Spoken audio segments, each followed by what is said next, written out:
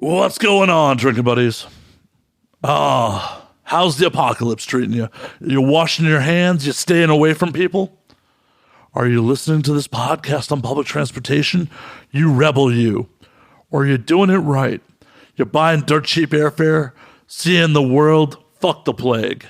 Well, no matter how you're spending the apocalypse, I'm thankful you're here with us, and so are our sponsors, so let's hear from them real quick. This week we are brought to you by the video versions of ANWD Drink. The video versions are available on Vimeo at www.anwd.net/videos. They're 99 cents an episode, or $6 a month. Will get you all the episodes streaming. Seeing the madness in full HD just brings a whole nother level to the show.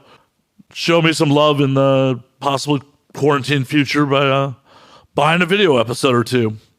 We are also brought to you by our friends at Vinyl Me Please. Vinyl Me Please is a Record of the Month Club, the best damn Record of the Month Club. In fact, every month, Vinyl Me Please features one album that is essential to the modern vinyl collection. Each record is pressed exclusively for Vinyl Me Please and has features you can't get anywhere else. Things like bonus tracks, inserts, color variants, and comes packaged with album-inspired art print and custom cocktail pairing recipe. Awesome vinyl, some new art, cocktail recipes, win, win, win, win, win. And Vinyl Me Please isn't like Record of the Month clubs of old. It's month to month, no strings attached, cancel anytime. So sign up today at www.joinvmp.com/ANWD. We are also brought to you this week by our friends at Laughable, the OG sponsor. Laughable is the #1 comedy podcast app on iOS and Android. Download it in the App Store today. Download it in the Google Play Store. It is amazing. Not only can you subscribe to your favorite podcast, you can subscribe to your favorite podcasters, comedians, and other personalities. Whenever they make an appearance on that show, boom, right there in your feed. So download Laughable today and find funny. My guest this week is comedian Trevor Keveloh. Trevor comes back for another appearance. You know, just catch up. Talk about comedy, substance abuse, what it takes to make it in Hollywood. We have a good time with it. So sit back, relax, pop a cold one, wash your hands, and enjoy, drinking buddies. When aliens come to take over, and look at us like we're out of our minds now. Look at a galactic makeover, and now we're thinking that they just might be right.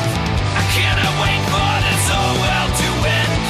I'm gonna break out the bottle with my friends. I think they'll tell the best stories when we're gone.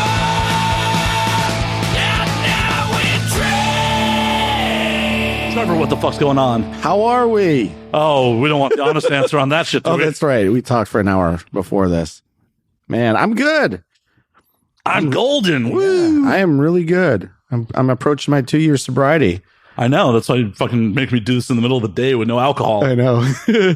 I'm like, ugh.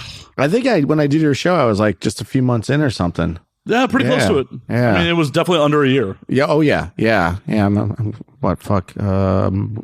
28th is my 2 years. So it's been a wild fucking ride, man. Yeah. No one stabbed you recently? No. I do walk with a limp. No, I'm kidding. No one stabbed me recently. Hey, that was just rough sex. That wasn't fucking a stab. Well, it could have been a stabbing. I don't know what kind of rough sex you're into. I think people stopped stabbing me because my comedy, I'm not going to lie, has gotten a little better. It's gotten a little better. But then again, I had this joke about how I was like, oh, I think I really figured out who stabbed me. It was my sister. Sent someone after me because she hates me so much. I'm not allowed to talk about my sister, though, on podcasts anymore. That's what she said in an email. So I can't talk about her. You're going to follow her rules? No. I've followed her rules my entire life. She would set the rules in our family, even though she's younger than me, and I'm number 5. But, yeah, that was How the fun. fuck does that work? I actually brought her up early in this episode because I did another podcast right before the holidays, and 93 minutes into the episode, I brought her up, and the episode went for an hour and 45 minutes, and she emailed me when I was in town and told me not to talk about her in a public forum because I expressed my unliking of whatever. something, a choice she made, and I just didn't like it. And but I also ended it with, to each their own. People are going to do what they want, but I just disagreed with it, and that was it. That was it. And then she sent me this email, and kind of went off about it and got into detail about other stuff. And I was just like, yeah, you have your right to your opinion and what you want, and so do I. So I figured if she decides to listen to this, it's up front, and I'm going to do what I want because it's my life. And she's not the fucking boss of you. Exactly. Yeah. No one is, except for me. Even my boss isn't my boss. I'm my own boss. So that's for you. That's for you, sis. Love ya. Nah, I wouldn't go that far. Nah, we don't like each other. We're family. It's not like our relationship was terrible, growing up. It's like we fought a lot, but we were also, she's the only girl in my family. And there were 7 of us. My brother passed away in August, and now there's 6. So, she was the only girl. So, but I was above her, like age wise. And I think, that's why we fought a lot, because we're close in age, and, we dated each other's friends and all that stuff. And we had the same group of friends, and it was that kind of like. So your sister has definitely had your penis described to her, huh? I hope not. You sure one of her girlfriends hasn't? Possibly, yeah. There's a few of them that that might have been the riff. She heard what your dick looks like. There you have it, folks. I figured it out. Right here. That's it. I'm done. I can go to sleep now. Day's over for me. I was like, I peaked at 12:30 on a Tuesday. Time to go to bed. Like, my day is over. Feel free to use that in your act, Trevor. Yeah. No. If she's out there listening, which her husband will, I do love her, but I just don't like her. So, yeah. So, anything else cool to talk about? Oh, yeah. No, podcast is over. Cool. All right. Well, that was fun. Thank you, Trevor. Thank you for doing the micro and now we drink where we're not drinking. Yeah. For those of you that don't know me, my name is Trevor Keveloh. I'm a comedian. If you haven't figured out. I do the fucking intros before you get on air. Oh, that's right. Yeah. Like, this is a professional. I don't know show. what's in this coffee, but I legit have been sober for almost 2 years. I don't know what they put in it. Maybe it was the oat milk. Oat milk? Really? You yeah. fucking yuppie. Dude, oat milk tastes great. I'm sorry. I'm not sorry, but I'm sorry. Oh, I thought of something. I now call vegan diet the healthy AIDS, because everyone that goes vegan looks like they're on AIDS, but they're healthy kind of, but they like lose their muscle mass because they're not eating animals anymore. And I look at them like, you look healthy, but you look like you kind of whittling away into like a fragment of what you were in a previous life. You know I'm a vegan, right? That's a fucking lie. Oh my God. There was no hesitation on that. Like, nope. You fucking liar. Hey, how do you know that I didn't go vegan for some woman? You might have gone vegan today because you haven't eaten, but. No, I had ribs. Ribs for breakfast. I did. Yes. I had leftover ribs and blackberries for breakfast. So Midwest. People in LA do not have ribs in the morning. Well, maybe different parts of LA. Different parts of LA. But yeah, I reheated my ribs from last night. I was going to make eggs with it, like ribs and eggs for breakfast. That sounds fucking good, actually. That barbecue sauce on the eggs. Ooh, where were the ribs from? This new spot called Western Barbecue on like Beverly and Western. I've heard of that. I was over there. That's why. Oh, you've been there. I ordered takeout. Times. Okay. Did you check in there on Instagram maybe a couple weeks ago? No. There's another rib place then that you were on. You were talking about that was really fucking good. I go to Bloodsoe's pretty often. Maybe that's what it was. Okay, Bloodsoe's. That makes sense. So have you been to Harold's yet since they opened? By the way, I was never a big fan of Harold's in Chicago. Out. Get the fuck out. I know. Do you want to know why you should go to Harold's, even if you're not a big fan of the chicken? What is it? They have pizza puffs. All right, I'm going to Harold's after this. I'm not even fucking kidding. We talked about the pizza puff thing out here and how like no one has pizza puffs. Yeah, they legit have pizza puffs. It's such a simple fucking recipe to make. It's basically like just a killer calzone. Well, that's the thing. Nobody actually makes them in Chicago. One place manufactures them. Yeah. Oh yeah, and they were everywhere. They had that town on fucking lockdown. I remember going to Mardi Gras in Stone Park, I think it was Mardi Gras or Shaboom, and it was like, and they sold them, and that was a 4, 5, 6 a.m. bar. They were open super late. All the strippers from Scores would come in after 4, and that's when that place would light up. Is between 4 and 6 a.m. because all the strippers would come in drunk, and coked out, and party. And then there's this place called Carrie's that would open up at 6 or 8 a.m. and everybody would go there after that are just on a fucking roll. This is before I even tried Coke, and I was like, oh, this is a lot of fun. Tried Coke, did Coke, let's be honest here. I only did Coke for 3 years, though. Only 3 years? Only 3 years. And people make me out in Chicago as some sort of monster. Like, I was like... That has something to do with the cocaine. Yeah, that's just me, yeah. Yeah, I got such a weird reputation from it. I'm like, oh, I think it's because I was so open about it. People hate that because cocaine's one of those, like, a lot of people are like closet cokeheads and don't want anyone to know. And then they know that you're a cokehead and they're like, hey, what are you doing? Dude, give me a blast in the bathroom. And I'm like, oh, okay, cool. And I'm like, yeah, I'm with my kids. And I was like, oh, that's why.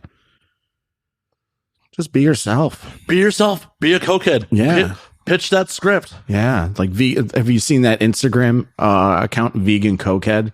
No, I haven't. It's fucking funny. It's just like goofy meme account, whatever. But the Vegan Cokehead, it's just like, oh, that describes LA, in 2 words combined to one, Vegan Cokehead. So many people are amazed when I'm like, I don't do Coke. Yeah. They're like, because because you're up late. You could, I mean, you're a Chicago drinker. You could fucking drink till 4. We're used to drinking till 4 in the morning. Out here, there's no, the only thing open past 2 a.m. out here, the illegal speakeasies. Chicago, there was like 5 a.m. bars. On Saturdays, 5 a.m.? Yeah, there's some bars downtown that were 5 a.m. And then, like I said, Stone Park, there was late night bars. And then places that were grandfathered in opened up at like 6, 7, 8 a.m. 6. I think. There are definitely 6 a.m. openers. Yeah, so, and out here, they're trying to pass a lot of, for bars, to have a license to be open until 4 a.m. Serve till 4 a.m.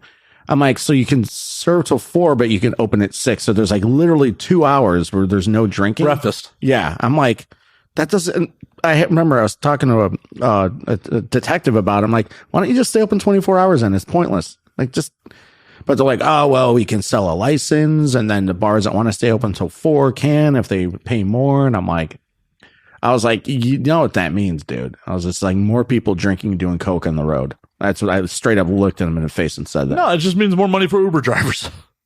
Touche.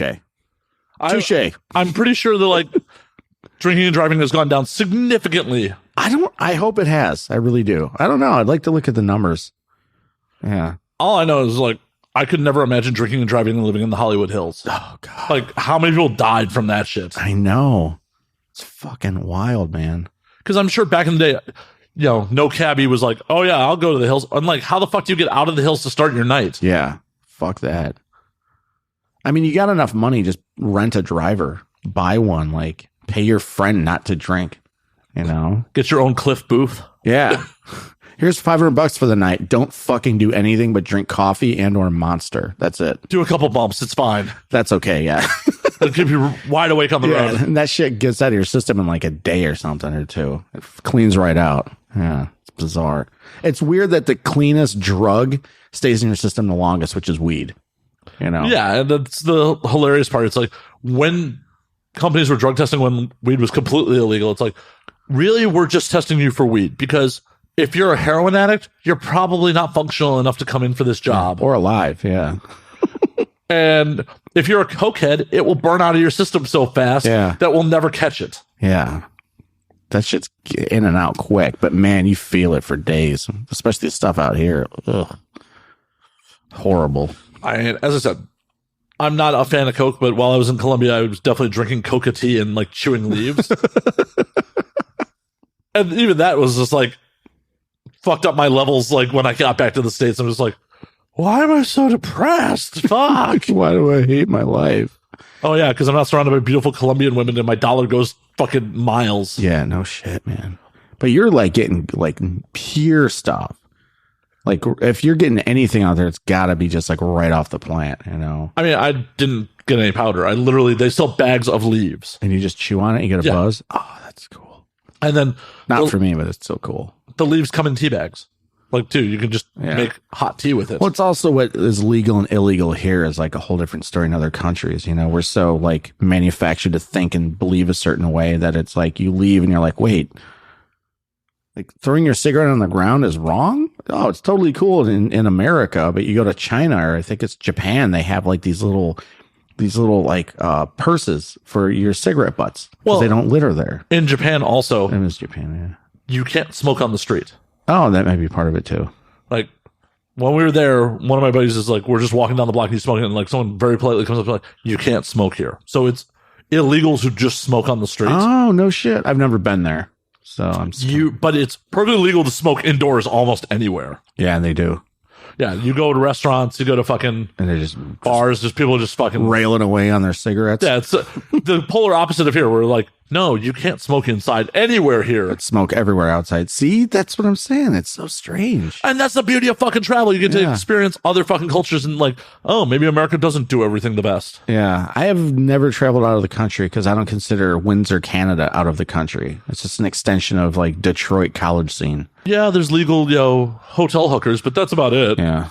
I was always scared because of stuff that happened with my family and myself in the past that I was like literally scared. And then I got in my head so much about that I was like, it's because there's something. What, a family member get robbed by a hooker? No, my dad had, he passed away recently, right after my brother. What a weird, it's a weird combo.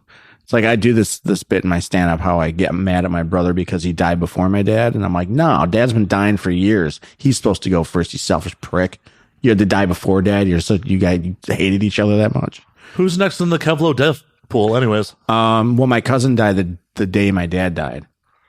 A cousin, yeah. But I found out about it the next day, and I was literally so numb from my dad dying. Even though I knew my dad was dying, I was so just kind of like emotionally exhausted, but at the same time relieved that my dad was like finally at rest. And that I get a message that one of my cousins I've known for 20 years, he's by marriage, but he was still totally fucking family, passed away in an accident the same night my dad died. And I'm just like, I didn't even know how to feel. Like, man, that sucks. Yeah. I was just like, I don't know how to feel because I'm so drained still was grieving my brother's death in August.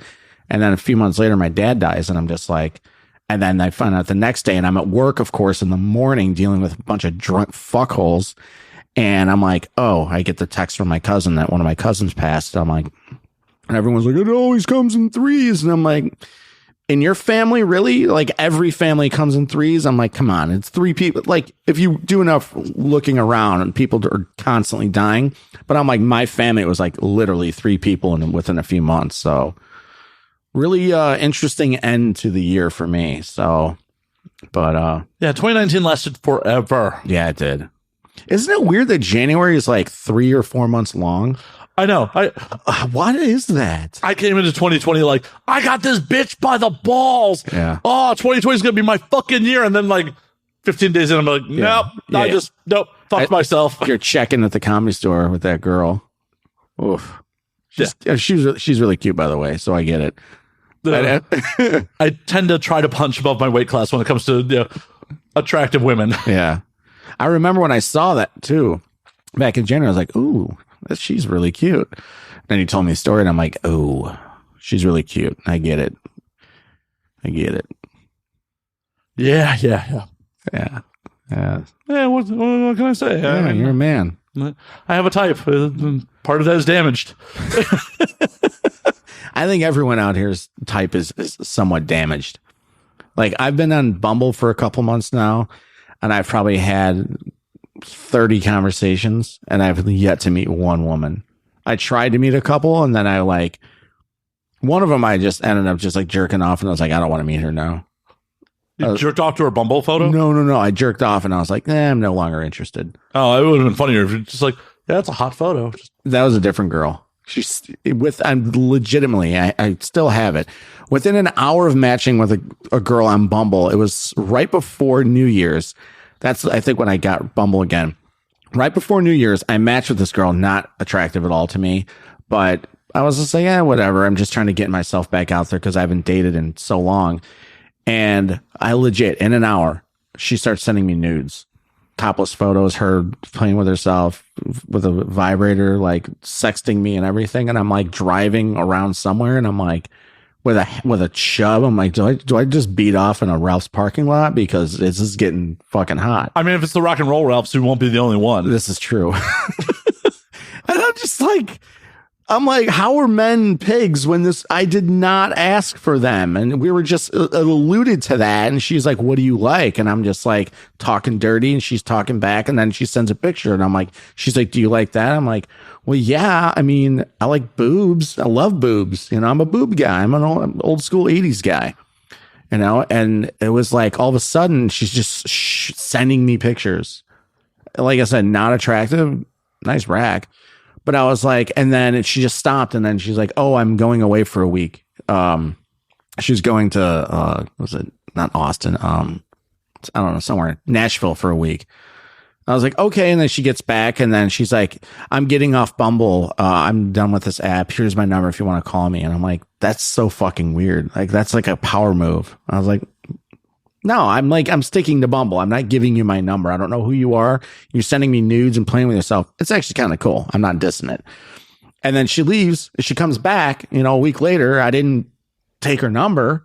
And then she gets back on Bumble and messages me. And I'm like, this is fucking strange. Like, this is bizarre behavior.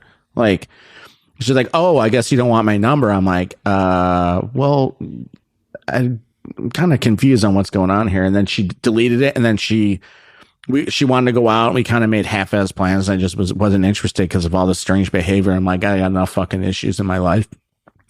And then she deletes her Bumble. And guess what? About 5 days later, she has a new account. And I came across her. And of course I swiped right and I'll let her know that I fucking know. And I'm like, there's something wrong with this chick. Like, I dodged a bullet there, you know? Oh, but that could be your first baby mama. I'll pass. Come on. Couldn't you just imagine having her in your life for the rest of your life? No. There's a big part of me, not big. There's a part of me that thinks I'm shooting blanks. So, high five. I think so too. Yeah. I've had sex with a good amount of women unprotected.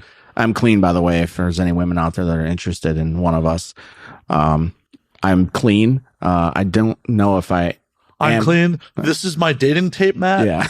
We're on camera. So Trevor's like looking straight at the camera, like, so hi, I'm Trevor Keveloh. I'm a comedian. Yeah. I'm clean. I don't know why I'm doing this bit for you. Yeah. And I have a car now, so I drive. I have an Audi. Yeah, I do. Yeah, I did it. I promise. Why'd you get the fucking Audi, by the way? Because here's the story is in 2013, this is when I was back home, and I'm actually from Naperville, Lowell, Bolingbrook, west suburbs of Chicago. So the viewers out there that know Chicago, I'm not from Chicago, from the suburbs. I was, running a big bar in the suburbs. My girlfriend was living with me. And I was just like, one day I had like a really heavy epiphany and I was just like, one day it was 2013. So one day I want to be living in LA, driving an Audi, black A5, 2-door tints and living the LA life and doing what I want to do with my life, not what people think that I should do or want me to do. And I told myself that, and I would talk to my dad about it a lot. And I told him there's only 2 cars I want when I get my shit together. One of them, it was either a Tesla or an Audi, and that was it. And my dad died November 22nd, and I went back in December for his memorial and for, you know, holidays and birthday stuff for my mom and my niece. And I came back into town, and I'd been looking at Audis for a long time, and I saw one, and I went and saw it, and I sat in it, and it just wrapped around me, like kind of like the Batmobile. I sat in it, and it wrapped around me, and I go, this is it. This is the car. It was like my dad was like, this is it, Trev. So I walked in the dealership. I looked at the finance. I go, I want the car. They're like, and I go, this is what I want to pay for it. This is what I want to do. And I want the car. Let's start the paperwork. And I said, my credit sucks because I have no credit. Never had a car loan. I don't care what it takes. Let me know. They're like, this is how much it's going to cost to put down, blah, blah. Okay. I'll come back with the cash this week. That was it. I was very cut and dry about it. And I got it. And I'm happy. I'm really happy because I said I wanted to do it and I did it. So, and you don't have to worry about wrecking it drunk. Exactly. That was the big thing was, can I do this? And one of my good friends, Ryan, actually he's from Minnesota, but we grew up in Naperville together. He's out here. He runs a bar in West Hollywood. He's been sober over 3 years. And after 2 years, he went out and got himself a nice car because that's what he always wanted. And I'm like, and it was an inspiration. I'm like, yeah, this can be done. You know, I'm like, I'm no longer in that lifestyle, that mentality. I don't do that. I'm going to go treat myself to something and let my dad know that this was, you know, this was like, let him know in the spiritual world that I did it, you know, and I did. So that's a big part of it. That's awesome. Yeah. Man, if I gave up drinking, I could afford a Porsche. Yeah, I've got an Audi, you know, I'm on the way there. And a lot of my booze and drugs was free. So, you know, it's like I was able to, all that money I would spend, I spend on a car now. And I even have plenty left over. So, yeah, I did my profits and losses for the business last year. And yeah, because a lot of my bar tabs go on the business account. As it should. As it should. Yeah. You know, they're business meetings. Or they're catering for the show. Out here, literally every conversation's a business meeting. I know, it's kind of depressing. Yeah, everything is a write-off out here. I think I read off oxygen at one point. It's just like, oh yeah, we're talking about, you know. It's also because they tax the fuck out of you. Well, yeah, and I did my profits and loss. I'm like, holy fuck, I spent a lot of money on booze and food last year. Yeah, that's my problem. I love going out to eat, you know, and it's not, I actually enjoy cooking and I think I'm pretty good at it. I just really like to go out to eat. It's enjoyable to me. Well, it's enjoyable for me to go out to eat. There's also things that I just can't prepare. Like, I can't make decent ribs here. Yeah, that's true. That'd be tough here. Well, yeah, especially because I want them actually like low and slow and smoked. Like, yep, and that takes time. I'm going to set up a smoker in my fucking apartment? That'd be cool. So the fire department gets called. Yeah. So there's things like barbecue or like Korean barbecue and shit like that. Oh, yeah. That I have to go out into the world with. And like, especially Korean barbecue is social and fun. And yeah. Yeah. It's the experience. I like to go to cool places and experience it and interact with people and just kind of, you know, do whatever. It's, you know, I spent enough time cooking on my own and being, you know, at home. So, and being broke for the first couple of years I lived here, I was basically, you know, eating at work, eating $7-11 trash and just destroying my body and, you know, buying the cheapest thing available at the grocery store. So, you know, it's the roller coaster of finances out here. Oh, don't I know it? Yeah, shit. Everyone sees the apartment, they're like, huh? I'm like, yeah, well, I can't afford much else sometimes. Yeah. I was telling you earlier how many hours I got at work, and you looked at me like I fucking shat your fucking floor. And because I think a lot of people don't see, their perception of me is like, oh, you're just constantly working because I'm always at work or I'm always doing something with it. But my actual hours that I get paid for are a fraction of what I'm actually doing. And it's like, you kind of like people expect you to do that out here, whether, you know, you're an artist or not. They just expect you to do 3 times what you're getting paid to do. Oh, I know. I mean, we were talking about that off air with me. It was just like, holy fuck, someone's taking care of me? Yeah, that's awesome, man. You fucking deserve it. You earn it. You're good at what you do, and you should be, you know, someone should pay you accordingly, you know?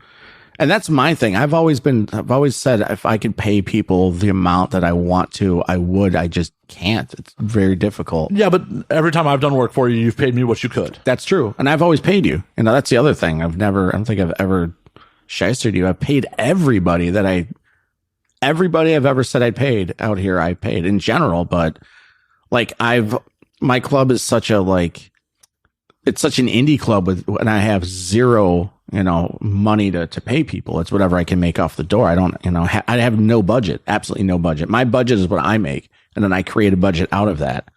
So if I make $25 at the door, that's what I have to pay myself. And if there's anybody else in the room, thankfully I have a lot of cool comedians and open micers, you know, young, you know, new, old, middle, that will work as interns and like work the door and like work the sound and do stuff essentially, you know, I don't want to say for free, but I give them stage time or I'll buy them a beer or something. So it evens out. This is why Trevor just keeps encouraging me to do stand up so he can get me to work for free.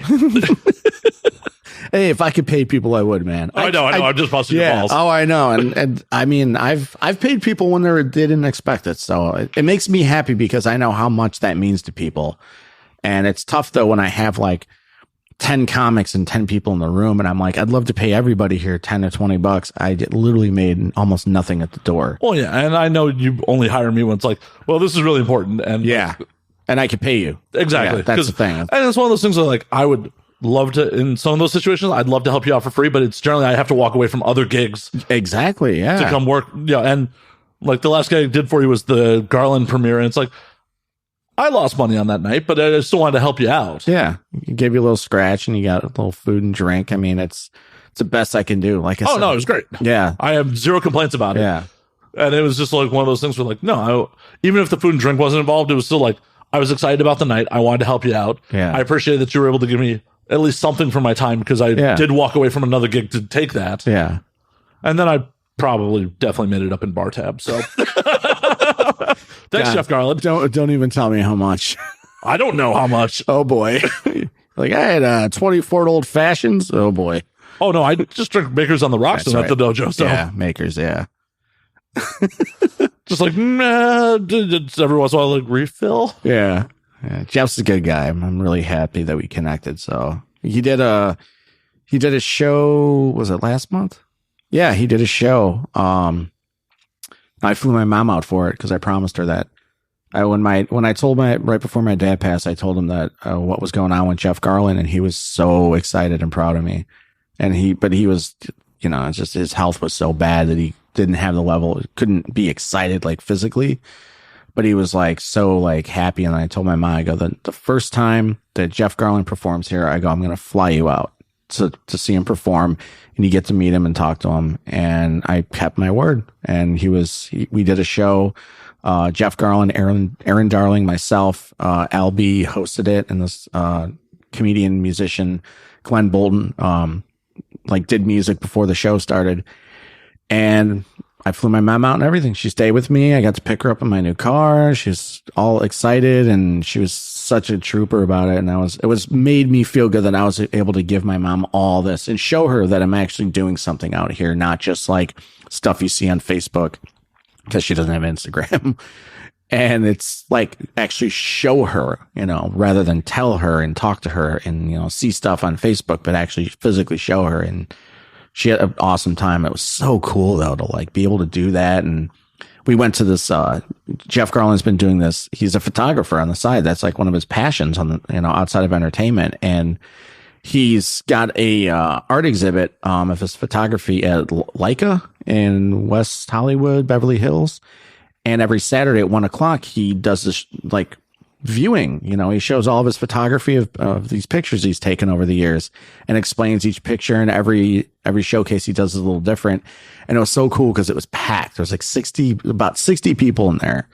And he's like, "Hey, Trev, how you doing?" He comes up to me and he goes, "I want to meet your mother before we get started. I want to make sure I do that." And he comes over, shakes her hand, gives her a hug and a kiss on the cheek. And he's like, "I want to make sure I met you before things got crazy." And it made that moment was the world to me, because he stopped everything. I was like, I want to make sure I do this before if it gets crazy. And that's the kind of guy, to me, that's the kind of guy he is. I'm like, that spoke so highly. That action was so high for me. Well, so. it shows that like not all celebrities suck. Yeah. Yeah. And people are going to have interactions that are negative with celebrities. Most of my interactions with everybody that somebody has something negative to say have been positive, a lot of them. And it's even before I had a comedy club, room, whatever you want to call it. I had mostly positive experiences with people. So some of my celebrity interactions have been kind of negative. Yeah. And that was due to entitlement on their part, but I've met so many of them just down to earth cool people too. Yeah.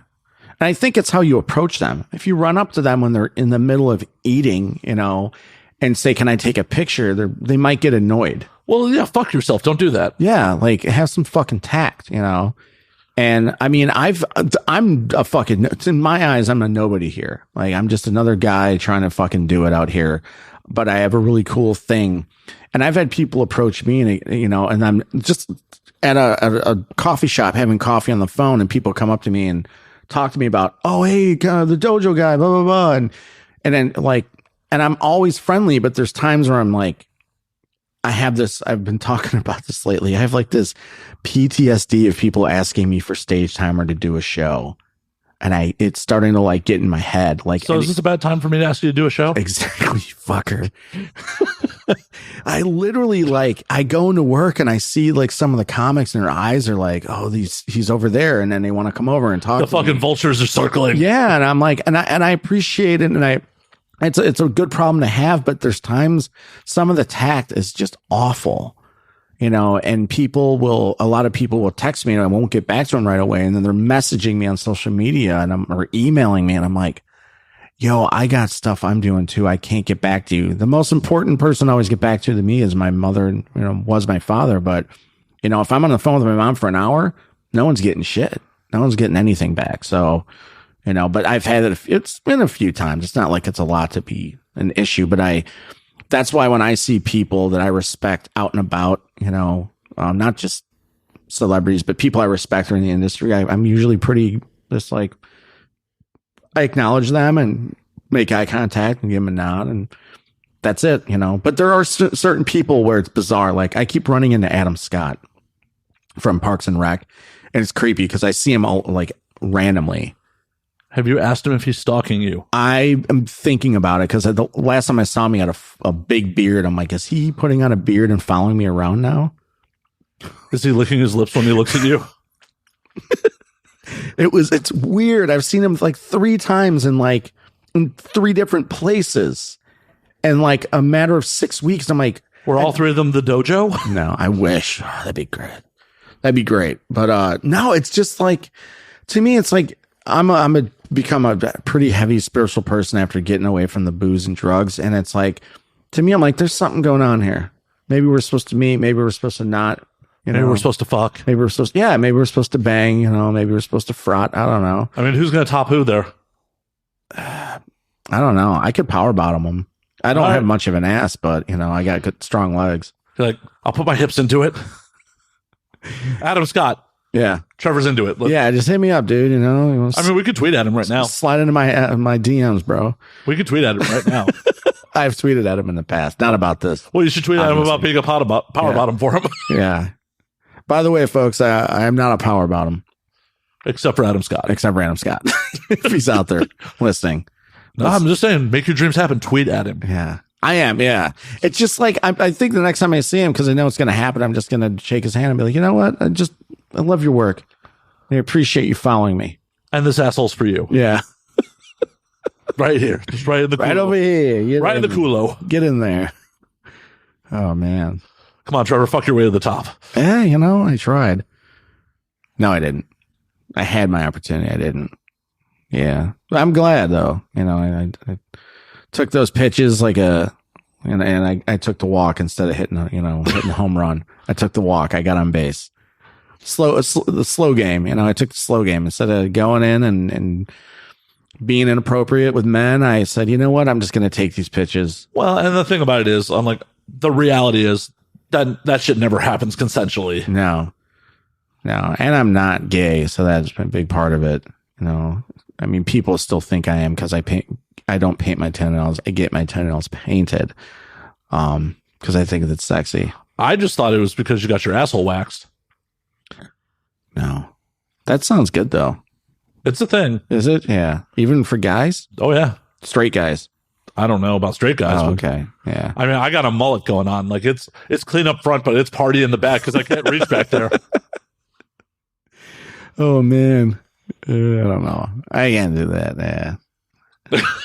I've had girls. Can't have a stranger wax your asshole. I see these like younger women, the millennials, whatever fucking name you want to throw at them, talking about eating ass. I'm like, you don't eat ass. You talk about it. You don't actually fucking do it, because some of these guys that you're talking about eating ass, you're not eating their ass. I see them. I'm like, you're not eating his ass. You're not. You're talking about it because it's a cool thing to say. Guys will do that. Guys, we're fucking awful creatures at certain points of our lives. And we'll do that. We'll eat a woman's ass that just took a shit. I was talking about that someone I was with recently. Like, I was so turned on, and like I would have eaten her ass after a sweaty day of tennis. Yeah. I mean, I'm not a fan of the poo. I've never eaten poo, but I don't think I'd want to go for the poo. Oh no, I don't want to go for the poo either, but I would have just licked it top to bottom. Yeah, like sweat doesn't bother me. Even the blood. I've had girls on the what is it, the rag, whatever, went down. How old are you? The rag or whatever, whatever it's called. They call it bloody time. Like, you know, it happens. You know, just a little. Oh, it does. And unfortunately, like my bed is permanently stained for my ex. Yeah. The woman juice is just a little more irony. That's all. That's the only difference. We put a towel down and just town. Went to town. I had a girl I dated years ago. She's a gusher. Did we talk about this one on your podcast? Gushers and squirters? No, that was a different one. There's gushers and squirters. You know, you're just cheating on me with all these other podcasts. I know, I'm a dirty boy. You dirty bitch. Squirters and there's gushers. I've had both, and it's very interesting. Then when I realized it's really just pee, I'm like, yeah, well, it was fun. I'm not gonna lie. Getting peed on wasn't what I wanted, but the woman was having a good time, and so was I. At the end of the day, there's just something satisfying about like your partner ejaculating something on you. Yeah, like, yeah. Oh yeah, it's a sense of accomplishment. Exactly. Yeah. You know, it's just like, it's kind of like comedy. Like you're in a room and the crowd's on fire and they're laughing and laughing and laughing, and you just realize later they were drunk and they would have laughed at anything. It's not that you're on fire; the crowd's on fire. The Trevor Keveloh story. Yes. And then there's times where, you know, there's 4 people in the audience and it's, you know, they're talking amongst themselves. Yeah, and I'm the last comic up and I have to earn every single fucking orgasm out of their mouth. So those are more exciting to me because you earned it, you know. That's the stuff I learned from watching great comedians at the Comedy Store still to this day, since I moved here 5 years ago, going in every night in the OR for a long time and watching these late night comics have to grind out every single joke and laugh. And it's exciting to me to this day. And I love doing it. I love going over there and watching that. So, you know, it's cool because I used to make sure I went up last or late so I could do that to myself, kind of like put myself through that, like that terror. Oh, I thought it was just so you didn't clear the room. Yeah. That too. But now comics are like, you're good. We're going to put you up first or early, or some shows I cold open before the host. So, and I love it. I get up and I do my thing and I have fun and I just enjoy it. You know, like I said, I've been a lot more after everyone started dying in my family. I've become a lot more organic with the crowd. I'm not so scripted in my jokes and trying to just tell the joke. Now I'm like, let's find out what this crowd enjoys and kind of, it's like boxing, you know, we bob and weave. Yeah, and you figured out that they don't enjoy hearing about you shit. No, actually they do. I do a Dairy Queen joke that people fucking love. I just remember you had a bit for a while where you were just going in detail about. Yeah, I've done that. Yeah, I don't do that anymore. It just depends on the crowd. Yeah, if you get a hot crowd that's just laughing, you can tell them anything and they're going to laugh. I've done that at the Belly Room at the Comedy Store when I used to do bringer shows there. And the crowd's just laughing and drunk and having a great time. And it's just energy that's just circulating there. And people want to be, you're going to the Comedy Store on a Friday, Saturday night, and, you know, you want to laugh. And yeah, no one's going to the Comedy Store like, man, I don't want to be at the fucking Comedy Store. It's a Comedy Store. It's magic, you know? And I go there and I was doing these shows, you know, every 6 weeks. And it was crazy. It was like so vibrant, you know? And I used to do this set. I don't do it anymore. I refuse to do it because it was fake. And I did this set and it was so out there and it worked, you know? People loved it, but no more. What is most of your material on these days? I haven't seen you get up in a while. It's all personal stuff because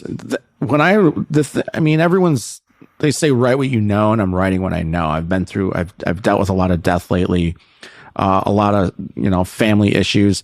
And the other thing is, when I write about that, it's mine. I'm not writing about like Tinder jokes or Uber jokes or, you know, what's the deal with, like, there's all these jokes I see people writing like these topics, and they're writing these jokes about topics. And I'm like, I just don't want to do that. Like I have a good perception on a lot of things, and I could write it a certain way and deliver it a certain way that would be funny. But it's like, how many times do you want to hear like the same topic discussed?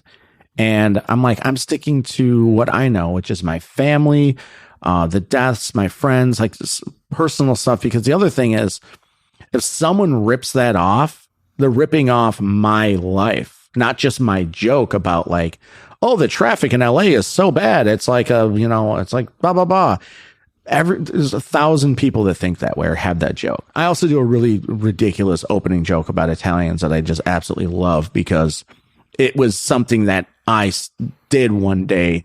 I was at a movie with my friend and I'm washing my hands and I was doing something ridiculous and he's laughing and pissing, over in the urinal, and I turn it into a joke, and it's one of my favorite things I've ever done. And people fucking love it because it's so stupid. It's so stupid and so funny. And I'm like, you know what? That's what we need to laugh about. Enough politics. We get it. No one likes Trump. Well, not no one. Half the country likes Trump. Well, half the country doesn't vote. Yeah. Of the half that does vote, some of them like Trump. And it's just like, and that's cool. I'm around a lot of political comics and people that talk about it, and that's their thing. It's just not mine. I want people to go to a comedy show to get away from that shit. And maybe that's why, sometimes my shows only have 10 people because they want to hear about politics because it is Hollywood and it's, the echo chamber of whatever is cool and whatever is going to get you a gig is what you agree with. That's how I look at things now. So it's fucking unfortunate because that stifles art. Yeah, it does. People are promoting how much they hate someone or something, or if they're in an area where they hate Democrats and they hate Democrats, or they hate Republicans, and they kind of like puff their chest to that. And but it's like, then you hang out with them and they're like, that person's not like that at all. They're just normal like the rest of us, but they figure they have to say how much they love or hate certain things because it's going to help them get an audition or get verified on Twitter or pander to their audience. Yes. Or pander to their audience. Exactly. And do what you would do what you want to do. I don't give a shit. It's like, that's what got me here alive. And a little indie comedy club is doing what I want to do, so. And not being a big bleeder. Yeah. I bled out. I was a gusher. I wasn't a squirter. Oh yeah. If they hit the artery, I would have been a squirter, but they were a quarter inch from the artery. So I was just a gusher. Just oozing, 2 pints. I don't know if I said that in the last one, but which was like fucking 2 years ago, but 2 pints. Yeah. That was the blood transfusion. They said we need at least 2 pints. We think that's how much you lost. We're not sure, all this shit. And then you don't think 2 pints is a lot, but it's blood. Yeah. And blood, like when you really look at blood, that is a lot of blood. Oh yeah. No, if I went down on someone and they were bleeding that much from their vagina, I would be very upset. Yeah. Oh God, that'd be weird. I mean, they'd die. You go down on a girl and you look back and there's 2 pints of blood laying there and you're like, what did I do? Well, I really murdered someone with my penis this time. Fuck. Well, time for a new bed and let's trip to the desert. Yep. By the way, I do not endorse killing people or burying bodies. Well, I don't endorse killing people, but if you have to, I do endorse burying their body. Yeah, that's true. Especially if you're running for government. Yeah, because I'm going to run for government. Yeah, no ever. Shit. I can't. I'm good. They'll never take me. I'm happy. Well, you never know. I mean, a former guest of the show is running for local government. I can't talk about who it is on air. Oh, okay. Because he asked me to pull his episodes. Oh, okay. And I did. I did. We won't talk about it. I'm respectful. But it's still like... On air, we won't. Right. It's still really funny that it's like, you're a comedian. Yeah. And like, you're a pretty decently known comedian. And you're running for office now. And you want me to pull your episodes? All right. Yeah. I mean, I'm happy to help. And this is probably not helping. But yeah. Bring that person back and just do a political show.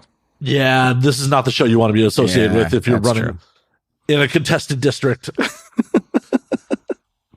Yeah, good point. Yeah, this is probably not the show you want to do if you want to run for any politics. Yeah, I'm good then.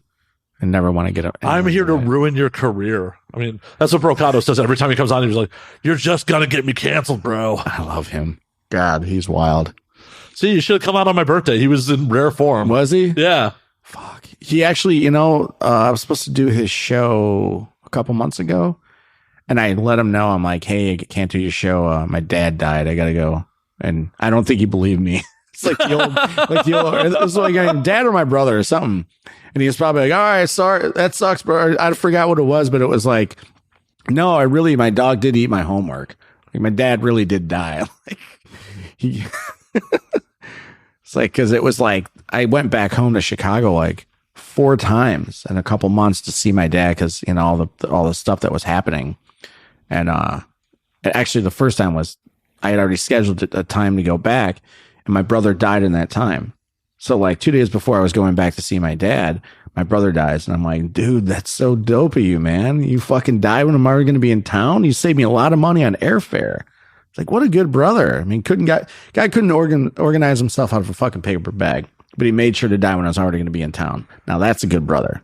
The only thing he could have done better is like paid for the ticket. Yeah, I know. Seriously. Fuck. Maybe he will. Maybe one day I'll wait, you know. Oh, that was him. He's like, fuck you. I'm not paying for shit. He's like, nah. Not paying for shit. He's like, you guys have to pay for the funeral, by the way. See, you should have just done a little bit of light credit card fraud right after he passed. And that's happened in my family, I think. I think my cousin did that to his brother when he passed. This was different cousin. Different cousin. But yeah, I went back and I was, it was like 4 times in a matter of like 3 or 4 months. I went back and it was just exhausting, emotionally exhausting. Like, I just can't keep coming back here for just death stuff. It's like, ugh. I get that. The last 3 times I went back to Chicago has all been death stuff. That's right. Yeah. Fuck, man. You get it. Yeah, it sucks. It absolutely sucks, especially because everyone wants to go out and party with you and see you and like, dude, what's going on? I'm like, hey, I'm here because someone died. Yeah. Yeah. And it's just like, it's just so much, you know, traveling and that whole process, and you're on that airplane for 3-4 hours and you're in your own head. Like, what am I going to deal with when I get there? See, this is why I drink. Yeah. I'm like, oh, hey, I'm going to just black out on this flight. Yeah. I'll wake up in Chicago and be like, hey, Giordano's. Yep. Man. And the thing is, I don't talk to some of my family, so it made it more difficult, you know. And it was just like, oh, this sucks. That's the other thing. It's like, you can't have that come together bullshit that you read about or you see on TV, or some families actually, like my best friend out here, Danny, his family's so tight and so cool and it's awesome. And I'm just like, you are so lucky that you have this amazing family. My family are like assholes. We just fucking hate each other. Have you ever dated a woman who like came from a good family? Yeah. Did it freak you out? Because the couple times I've done it, it definitely was like, this is weird. I don't, does not compute. It was like 10 years ago. She had a brother who, she was close to, and her parents she was close to, and that was it. It was just a small family. Pretty good house. It was cool. But back then, my family and I got along. We're all friends. We're all drinking buddies. We're all pals. We worked together a little bit here and there. Like, we're all friends. There was no rifts, you know?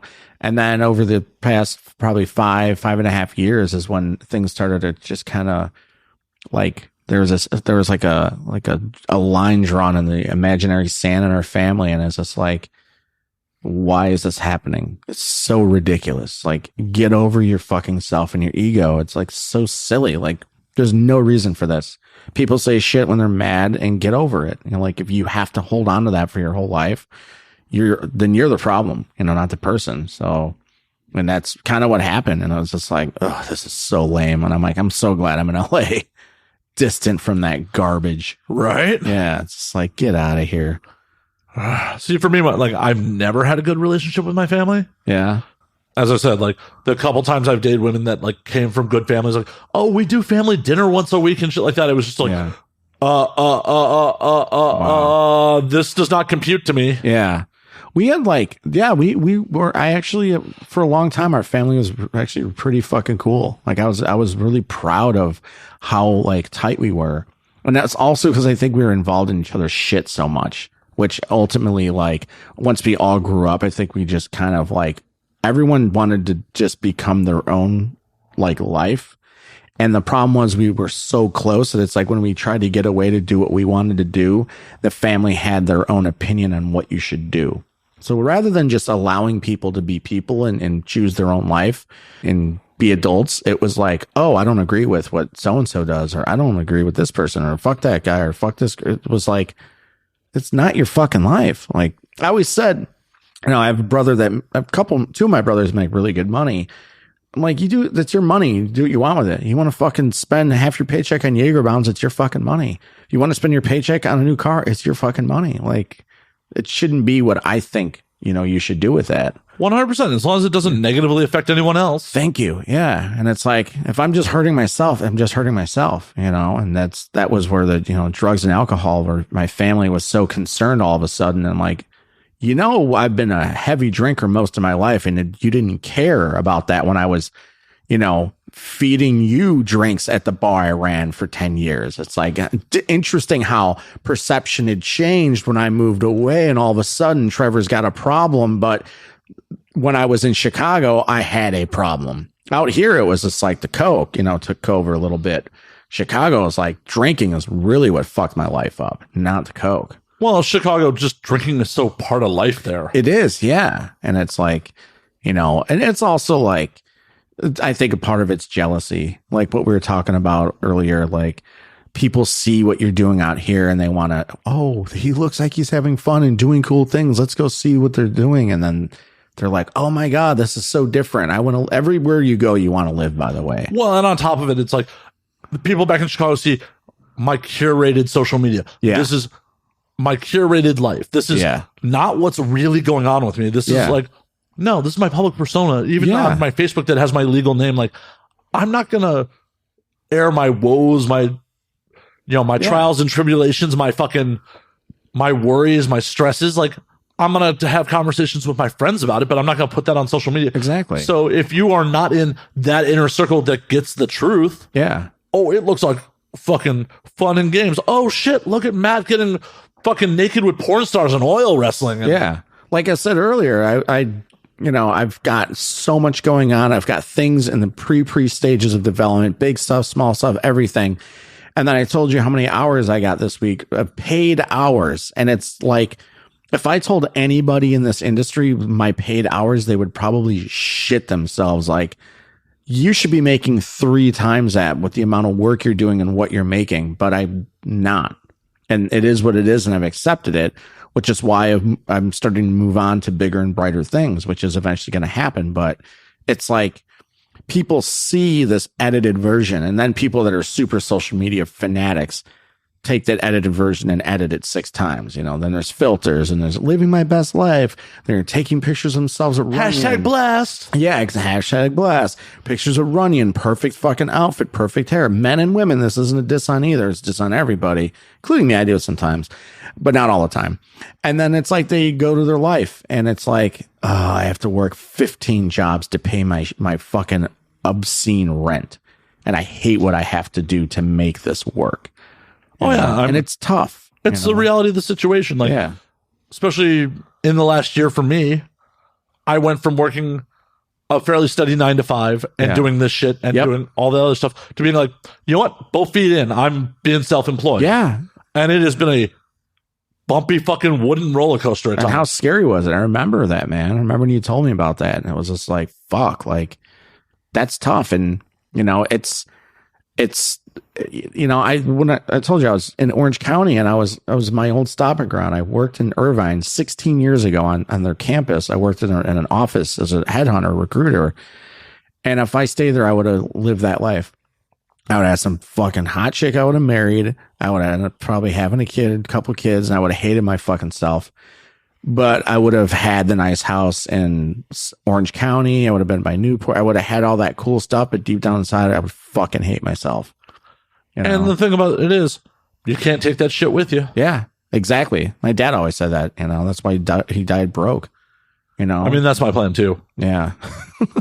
He actually, I like to tell people that my parents are so broke they're going to die in debt, and we're going to have to pay it off. So. Oh, you don't have to pay it off if they die in debt. Oh, really? No, my dad died almost 10 grand in debt. Just fucking walk the fuck away from it.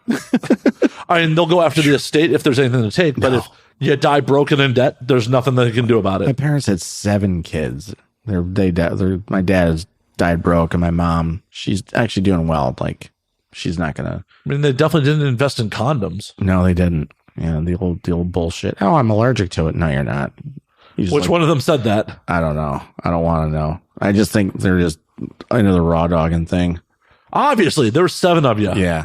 My mom comes from a big family, and my dad came from a pretty big family, but they all, 2 of my dad's siblings passed away during the war. So, went from 5 to 2. Then he had another brother. So there's 3, and now he's sister died a long time ago, and he just died. There's one left. So that bloodline, the bloodline's still going, but that that family is almost gone. It's crazy to think that, like, whoa, my dad's side of the family in America is going to be completely gone soon, who he came here with. It's bizarre. Not to bring the tone down at all. Oh, the yeah. energy just kind of took a shit. It's okay. In 100 years, it'll be like neither one of us ever existed. Yeah. Yeah, you never fucking know. That was my thing. I told them I wanted to build something out here that was more than just like being on TV, because I want something to last. I want to build something that's going to last as long as it can, That's what my dad did when he immigrated here from Germany. He built something that's still around, and, I hope it is, but I don't know if it will be because, my family, not everyone's jumping it. Actually, everyone is jumping to be it plumbers, but I don't know who would take over. My brother goes, like nobody. It was like, it would just go, or some company would consume it. That's like Amazon. Don't they just like take over companies? Well, and that's what happened with my family's business. So my grandfather and my uncle took over my great grandfather's heating oil business and turned it into a heating and air conditioning business. Mm. And then my uncle pushed my grandfather out because my grandfather was old school. He didn't do shit on contracts. It's all handshakes. Yeah. The family used to joke that it was a good year if he was only in court trying to get paid twice. Fair. My uncle was a much savvier businessman. Yeah. He forced my grandfather out and then sold the company to national conglomerate. Yeah. In his 50s and was like, I'm retired at 56. Yeah. I mean, that's what could easily happen. It's just.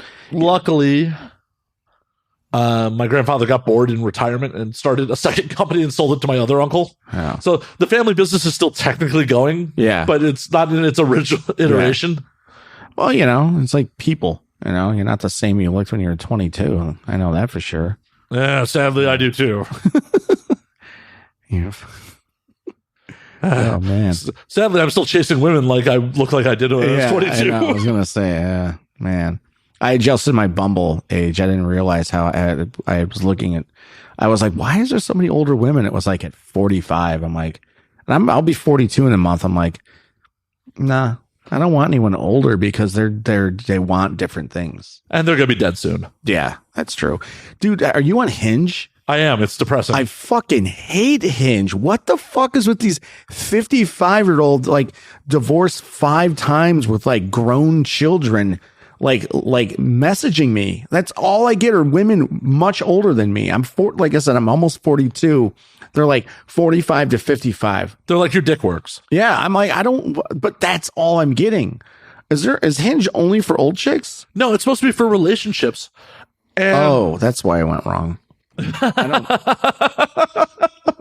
didn't know it's for relationships. Yeah, it's supposed to be for relationships. And I jumped on there. I'm like, yeah, I think I want a relationship right now.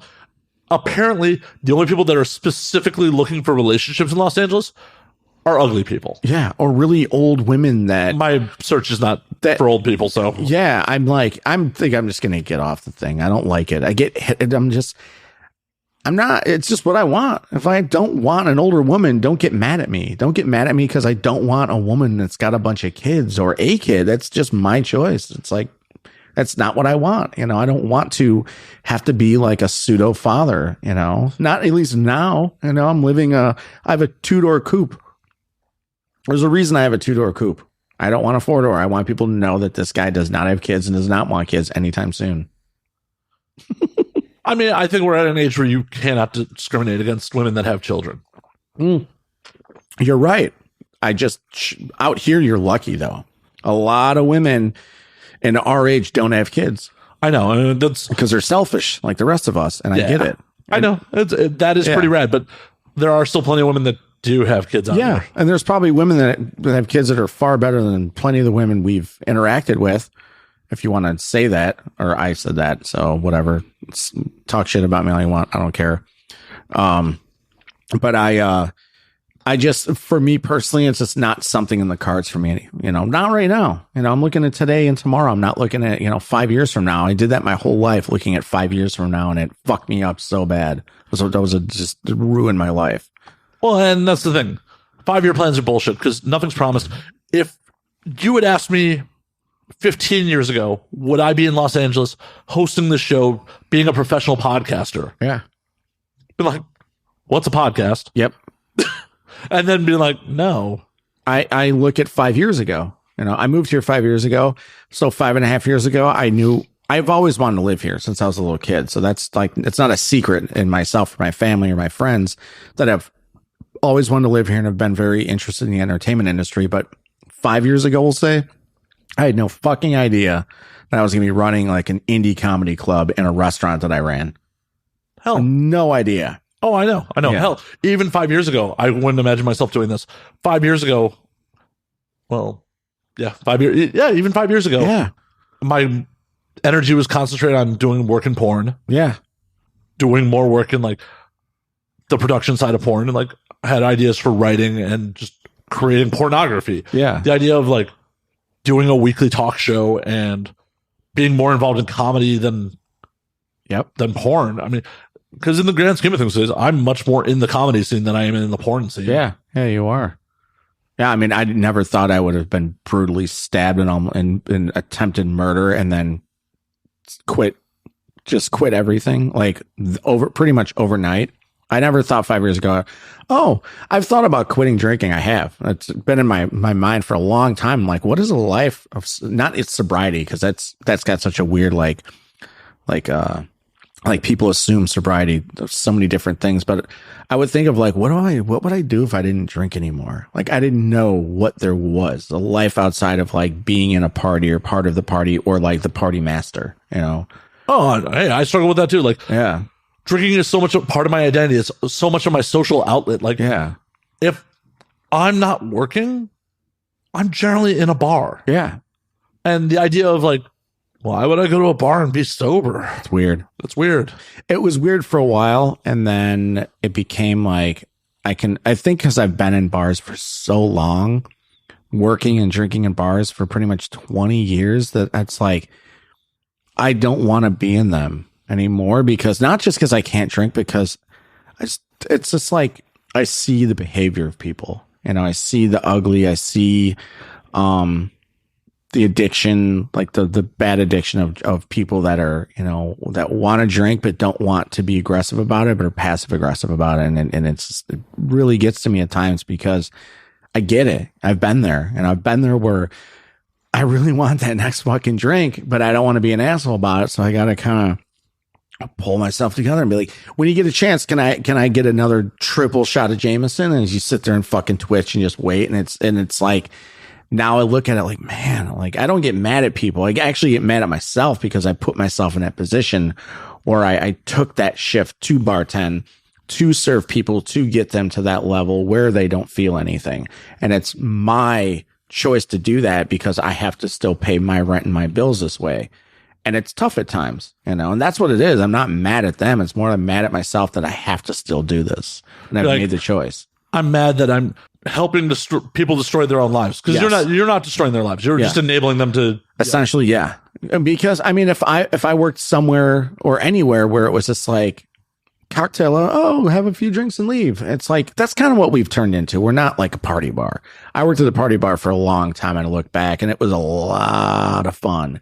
But like, we're not in encouraging like massive drinking and partying. So I feel okay. It's just, it's my perception of how I see things is different now. Going on 2 years, it's like, I see that kind of like that twitch in people where they just like, they're very, very, very respectful and calm, but their body says something else. Trevor, is there something you're trying to tell me? Yeah, you see her arm. Fuck it. There's no vodka in this monster. Come on, man. Let's pause and eat another. I mean, maybe that's where I'm deluding myself at times. Like, that's why I don't think I have a problem. Because I'll go days without drinking. Like, it's, for the most part, pretty social for me. It's like, I will come out and I will be a shit show in public. Yeah. But in private, like, I haven't had do you drink at home alone? Once in a while. Okay. But like maybe outside I have like a cocktail with your cigar or something? Yeah, I'll have a whiskey with my cigar. Okay. That's different, yeah. Yeah, or I'll have a beer, a glass of wine. Yeah. Nothing crazy, but like it's Wednesday. I mean, this is not like it's a major accomplishment, but I haven't had a drink since Sunday night. Yeah. Like, is it Wednesday? I thought it was Tuesday. Okay, it's Tuesday. Okay. See, maybe He needs a drink, folks. I need a drink. He needs Fuck. a drink. Fuck. Oh, okay. It's still either way. It's Tuesday. I haven't had a drink Yeah. since Sunday night. No, I get it. I think to me, it's when alcohol starts to ruin your life is when you know you have a problem. For me, I mean, I got a DUI like 15 years ago, and another, and you know, to me, drinking has been really exciting, but it's also slowly destroyed my life. So if it's not destroying your life, then to me, that's what it is. It's a problem or not, you know? Well, and I think that is part of the reason I continue to live my lifestyle like I do is because for whatever fucked up reason, I've been able to manage that balance Yeah. wildly irresponsibly at times. But even when I was at my heaviest drinking in Chicago, I never missed a day at work because of drinking. Yeah. Yeah. That's true, man. I could go in hung the fuck over. Still drunk. I could just handle my shit. Easy. I did that when I had coke-overs, man. I do coke till 6 a.m. and I could go into work later. I felt like fucking absolute piece of shit, but I did it. Probably the worst one I ever did was I was working for the Armored Car Company. This is 07. Yeah. I went to see Machine Head at the House of Blues downtown. And I'm like, I'm not going to really drink tonight. I'm going to a show alone. I had like 2 beers at like whatever that dive bar is, like 2 blocks north of the House of Blues. Yeah. I'm like, cool, I'm good for the night. But the best place to watch a show at the House of Blues Chicago, if you're not in the pit, is in the bar. Yeah. 'Cause Yeah. they're the bars right on the side there. Yep. And I'm just leaning against the bar, enjoying the fuck out of the show. And I get a tap on the shoulder, like, turn around, very, very cute bartender. Like, Yeah. hey, you want a drink? I'm like, yes, I do. And then I ran into a buddy of mine who is Macabre's guitar tech. Yeah. And then it was just on. And that's it. Yeah. Somehow I ran up in 2007 a over $100 tab in just Budweiser's. Oh my God. Butt wiper. Yeah. I'm just like, I'm drinking cheap tonight. Yeah. I don't know, but Bud Diesel. Oh. yeah, it was bad. It was fucking bad. I started to drive home and I'm like, as I get to 290, I'm like, I'm good to drive. Yeah. And then I passed the post office. I'm not good to drive. Yeah. I got off the expressway like in Hillside. And I was living out in the burbs at this point. Yep. Pissed on a tractor trailer. We probably had the trucker sleeping in it. Yeah. Could not figure out how to get back on 290. The only other part of that drive I remember home was seeing a cop at one point going, I'm going to fucking jail. Yeah. And then he went right by me. I got home, parked my car, puked twice, Yep. slept for 45 minutes, got up, threw my uniform and my gun on, went to work, and then was puking in ATM bags for the first 4 hours of the day. I would puke in an ATM bag, seal it up, and throw it off the truck. Oh my God. That's great. People were like, customers were seeing me at 9 o'clock in the morning, like, are you okay? Yep. Yeah. Just give me the, I gotta go. Give me the money. Give me the money. Gotta go. Gotta get. I had one customer who I was pretty flirtatious with, like, you smell like a still. I'm like, it was a good night last night. Man. But that was, folly of youth. Thankfully I wasn't killed. Thankfully, no one was hurt by my stupidity. Yeah. And it's not like that was a regular occurrence. But I still fucking made it into worked the whole fucking day, and then went home and crashed hard. Yeah. And just slept till the next day. Yeah, it was just like, shouldn't have done that. Yeah. Man. See, that's why when I see Machine Head this weekend, I got a hotel room in fucking Anaheim. Where are they playing at? House of Blues. Oh, the Hob over there? Nice. Yeah. They're doing the 25th anniversary tour of Burn My Eyes. Dude, I was just in Anaheim. Yeah, fuck. I like it down there so much. It's so clean and pretty and nice. Yeah, I don't like it. I like that there's a Portillo's. Yeah, I stopped there. I saw. Yeah, that's right. I had dessert there. I went to Slapfish in Irvine. Slapfish was great. Very, very reasonably priced, too. I got 3 good dishes for like $30. Well, that's fucking unheard of. Yeah. Lobster, shrimp, all that. I was like, fuck. I was like, this is good stuff. Still wouldn't want to live down there. No. I don't think I mean, it's just not what I want. No, me neither. And that's the thing. Like, I lived in the Chicago burbs for a while. Yeah. And when I was living out in the burbs, do you know how much time I spent in the burbs? None. Yeah. Like, thankfully, at 1 o'clock in the morning, you could get from where I was living in the burbs to exit in 15 minutes. Yeah. Where were you again? I was in Wooddale. Oh yeah, when I was in recruiting, I had clients in Wooddale. That's like a little mini tech area. Yeah, it was like right by Elk Grove Village. Yeah, for the non-Chicago. Like I was just west of O'Hare Airport. Yeah, so it's like direct highway access. Yeah, take the highway right. And the reason was like I got a condo in the burbs is because I worked in the burbs. Yeah, it makes sense. Because commuting from the city out to fucking Broadview every day was goddamn nightmare. It's just no good. Yeah. Yeah. It's like, oh, hey, I get to, from the north side of Chicago, commute over an hour each way every day. Yeah. Fuck that. Fuck that. I'm like, oh, I can get a nice condo in the burbs. And yep. And it's like, I spent no time in the burbs. Yeah. I slept there. Yeah. You're basically paying whatever it was for a fucking storage unit. Yeah. Yeah. I definitely was. Didn't get any equity out of that fucking place. Hell, that place probably kept me in Chicago 4 years longer than I wanted to be there because you couldn't sublet it. It was in the association rules that the HOA shit. Yeah, the HOA said no renters. I hate that crap because I would have just rented it out, but no renters. So I had to sell it. I went to sell after the bubble burst. Yeah, lost your ass on it. Lost my ass on it. I purposely lost my ass on it. Yeah. I told the realtor, sell it for whatever the bank will take on the short sale. Just got rid of it. Just get the fuck rid of it. I want to be out of Chicago. Yeah. That makes sense. I mean, you got out because it's awful. The taxes, there's new taxes, like a new car buyer tax where you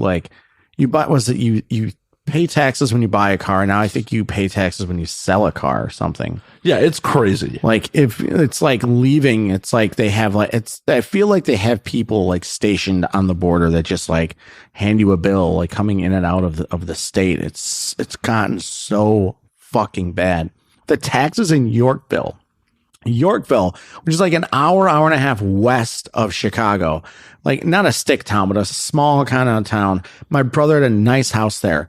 The taxes on his house were higher than on houses in Beverly Hills. Not a lie. He sent me the screenshots. Well, that's because we in California have a fucked up law where your taxes are frozen on the year you bought it. Oh, okay. I didn't know that. Oh, yeah. But still, I mean, Yorkville, which isn't a big town, which is a, slowly growing community, and people that are from that area are like, the taxes in Yorkville are obscene. And they're like, for what? Like, my brother doesn't have kids. Him and his wife have no kids.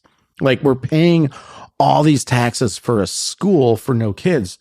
They ended up, what he did, smart dude, moved right over the border to Indiana, where it's completely different. They both, I know he still works in Illinois. I don't know where she works, if it's Illinois or Indiana, but was just moved right over the border. Taxes are way cheaper. They got a nice big house with a pool and everything for fucking nothing, man. Smart dude. Good move. I'm like, that's how you do it. Get the fuck out of there. No, it's fucked. Yeah. I mean, it's all fucked. Yeah. There is no good solution. At least you can afford property there because neither one of us are ever buying a house here. No, not anytime soon. I got some time. By the time I'm 50, you never know. I'll buy like a nice bachelor single for $800,000 because that's like all you can fucking afford.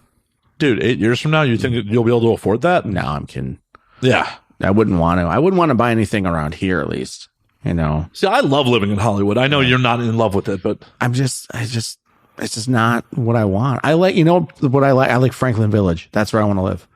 Honest to God, I love that pocket of Hollywood. It's clean. It's just very little to no homeless people and addicts on the street. I'm also like, I'm fucking just jaded from where I work and have lived most of the time that I've been here has been in like the worst part of Hollywood. So I'm constantly dealing with that every day I go into the club, and it's just like, and I'm cool with, I'm respectful with the homeless people, not a dick. I'm not screaming at them or kicking them or beating them or anything like that. Just spotlights. Yeah. And occasionally one guy had to hit with a fire extinguisher. That's a whole different story. Oh, I want to hear this story. I haven't heard this story. Whoa. You can't just be like, I beat a man with a fire extinguisher. No, I didn't beat him with it. I wanted to, but I only hit him once. So someone tells me there's a fire out in the parking lot. And I'm like, what the fuck? So I run out there with their fire extinguisher. There's a homeless guy around like this big pile of stuff, and it's on fire. And I'm like, what the fuck? And I run out there and it's cardboard and all this crap. And it looked like he lit it on fire because these people are just fucked in the head from whatever reason. And I'm like, what are you doing? And I had to grab the fire extinguisher. I put it out. And he's like, oh, I was just trying to put it out for you. I'm like, you were trying to put out a pile in the middle of my parking lot that was on fire. You were trying to put it out as you're staring at it, probably like obsessed with it because you're fucked in the head. So I had the fire extinguisher. I put it out and I'm like, get the fuck out of here. And I was pissed. It was early enough where there was still potentially kids in the area. It wasn't like late at night. I'm like, get the fuck out of here. He was like, wait, I'm trying to do you a favor. I'm like, what? I'm like, get the fuck out of here. So I started spraying him with the fire extinguisher. I'm like, get off my property and get out of here. Like, when it comes to the property I work at and my staff, I become, the big brother or the dad of the place. I get very, very protective of my people. And I was like, get the fuck out of here. I'm like, I know what you're doing. And he's like, I'm trying to help you. I'm like, no, you're not. So it's like fucking spraying him like, get out, get the fuck out of here. And he started running off like a little fucking squirrel. I'm like, leave, don't come back. And I was like, I will beat you over the fucking head with this next time if you're on this property. I was like, I just don't care for that shit. People, it's not your property. It's private. Leave. That's it. You want to go do stupid shit? Go on the government sidewalks and shit and piss and jerk off like everyone else. Don't go on private property. These fuckers are paying taxes on this place, as we're talking about. Leave. So that was my story.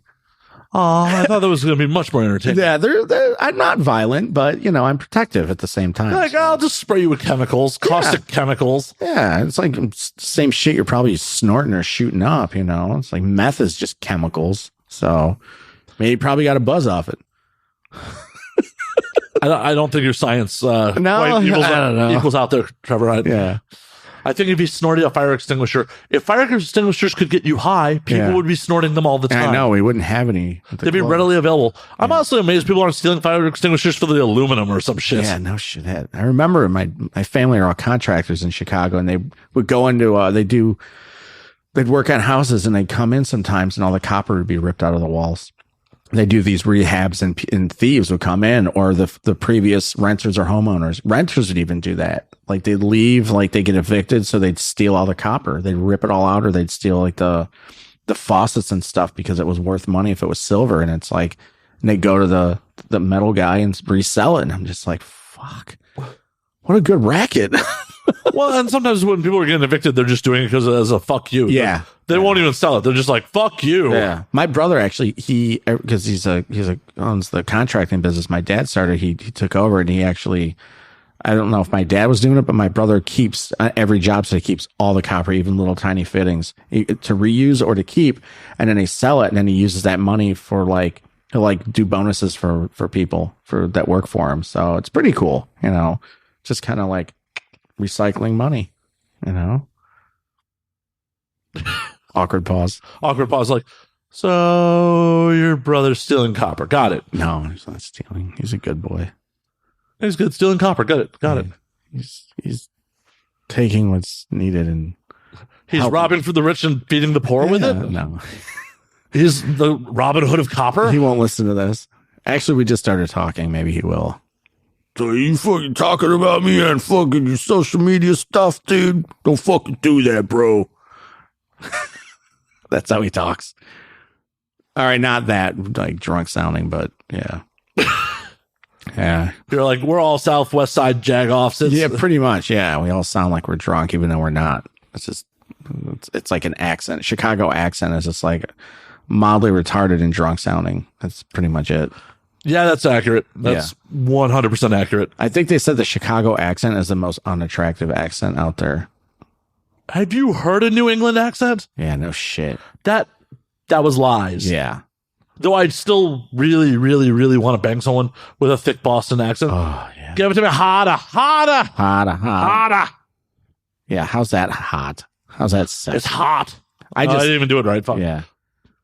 I talk like that because it's a homage to my old boss, but you've seen all my weird like fuck shit. Yeah, I text with you occasionally. Yeah, like that's my old boss. He was from Boston, and I would talk like him a lot because he was fucking funny. He's such a great dude. but I would talk like him and stuff. And actually, a girl I dated, we worked together and we would role play sometimes. And she's like, "What do you want to role play?" I'm like, "Let's role play MT and his wife." MT was his initials, his name. So I would be banging her and I would be talking like him. And she's like, "How do I talk like his wife?" And I'm like, "I don't know. She's hot. Just lay there and I'll pretend." And she's like, "That's fucking weird." I'm like, "We're role playing, you know?" So I'd sit there and like talk like this old Boston guy and bang her. That's how. And she was into it. Yeah, it was fun, you know? It was exciting for her. Why didn't you marry that girl? You know, I thought I was. We went to Vegas.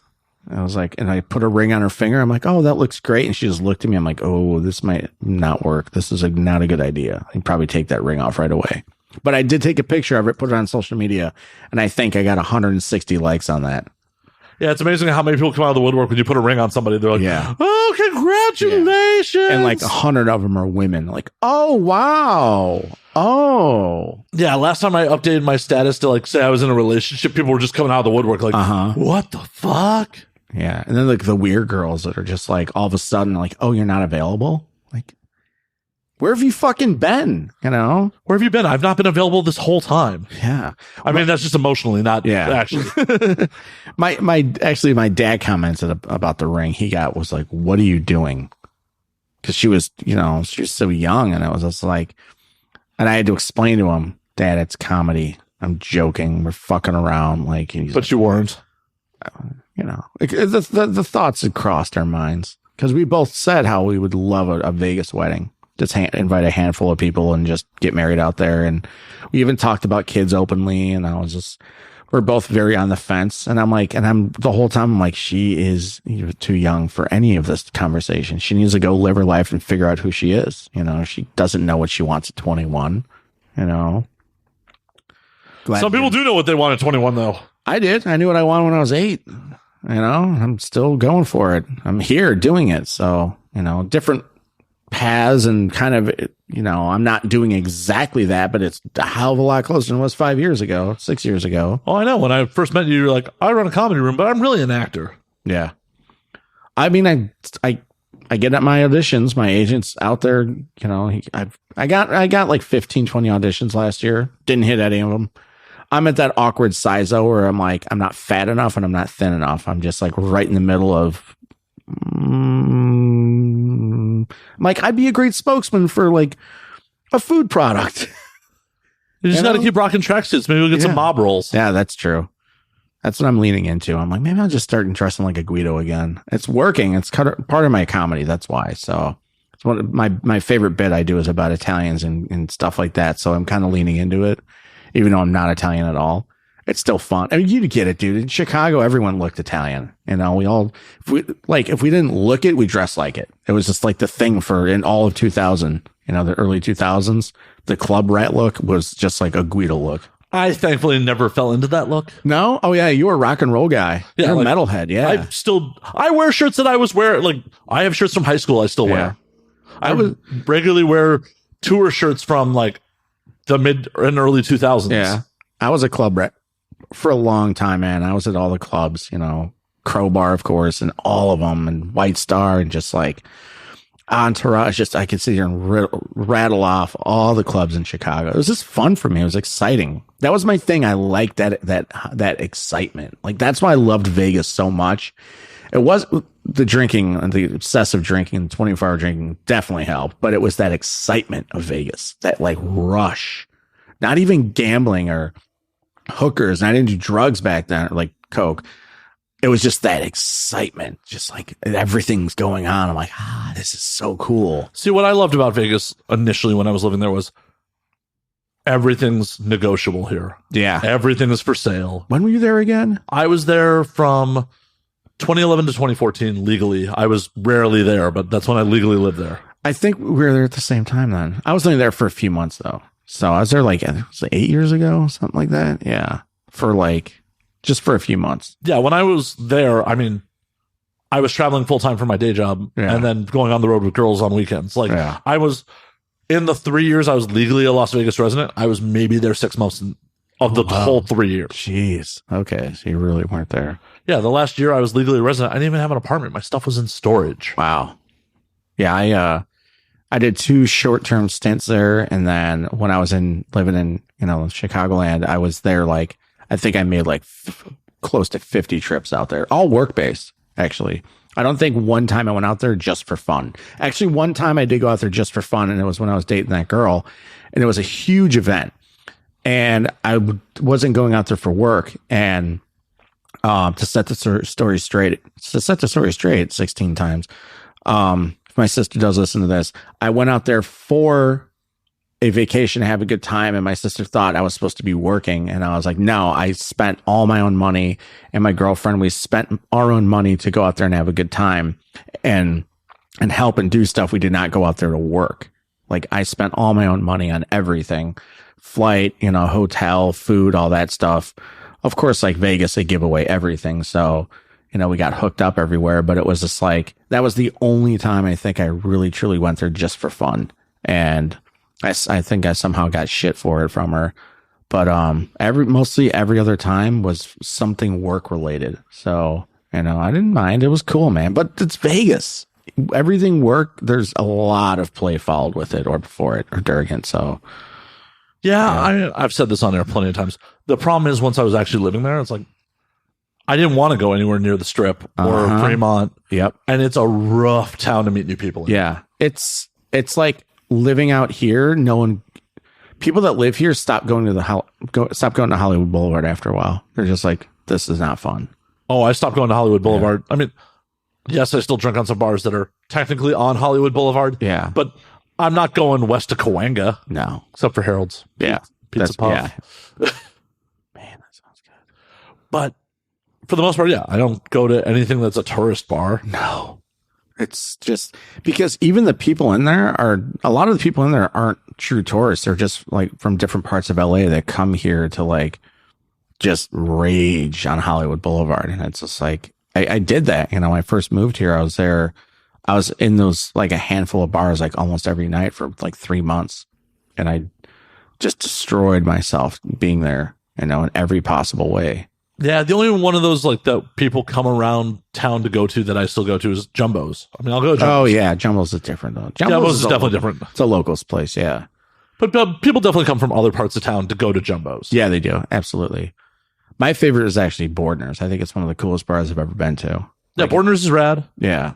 I know, because Bordner's is off on a side street. I don't think of that as like a tourist bar. No, not at all. That's why that's a place I would go and like they have a good happy hour menu too for food. Like it's somewhere I would go, like a bar I would go to eat and just kind of hang out. I know a lot of the bartenders are still, and they're all super cool. So it's like, it's an enjoyable place. But I tell my friends, I occasionally post on Facebook, like, just drove by Bortner's and my nose started to drip. Runny nose again. Like, well, Bar Sinister's in there too. Yeah. So. What is it? Pavlov's dog, whatever.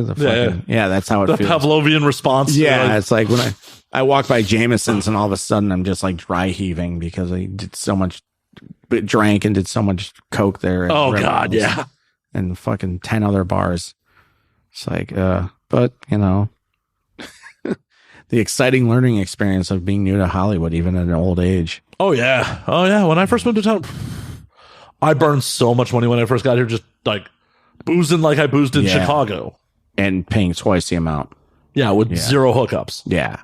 I mean, at least I got hooked up, but I also like didn't. And then I got hooked up, I would like tip way, and like as someone that's been in the industry for so long, I would still tip more than people that are. And it's like, but it was also then I would go out to eat every day, and it was all the time. And it was just like I was spending money like I was on vacation. That's how it felt. And then I had to change my mindset. Like, you were not on vacation. It took me like 3 months to like kind of like twist that. And by like April, I was like, I'm going really broke. Like, I don't have a lot of money and I need to start working. And I was like, I was doing background and stuff. And then I hit that point. I'm like, I'm in trouble, like financially. I was like, I got to figure something out. And I worked at this fucking shithole, like electronics place. And I worked there for 2 weeks. And I was like, I would rather do background the rest of my life than work here one more day. And I got my paycheck and I literally walked down, cashed it, and I left a note with the owner and said, sorry, it didn't work out. I quit. And just left a note, like literally taped to like a something in there, and never came back. And I was like, he was a fucking such a piece of shit.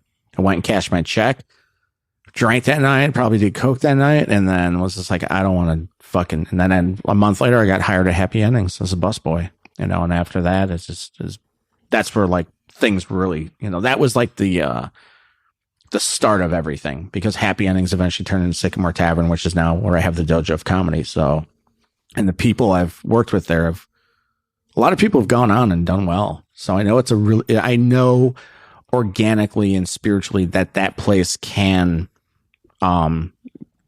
birth like really cool shit. Cause a lot of people that have worked there have gone on to do some really awesome stuff and outside of just hospitality. So that's me being really deep with shit, but that's where I am in my life now. So, it's awesome. Awkward pause.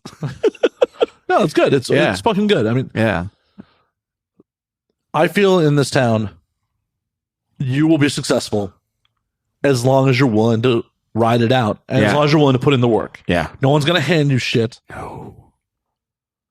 No one is going to just be like, hey, you're super talented, as compared to the thousands of other people that are super talented around you. Yeah.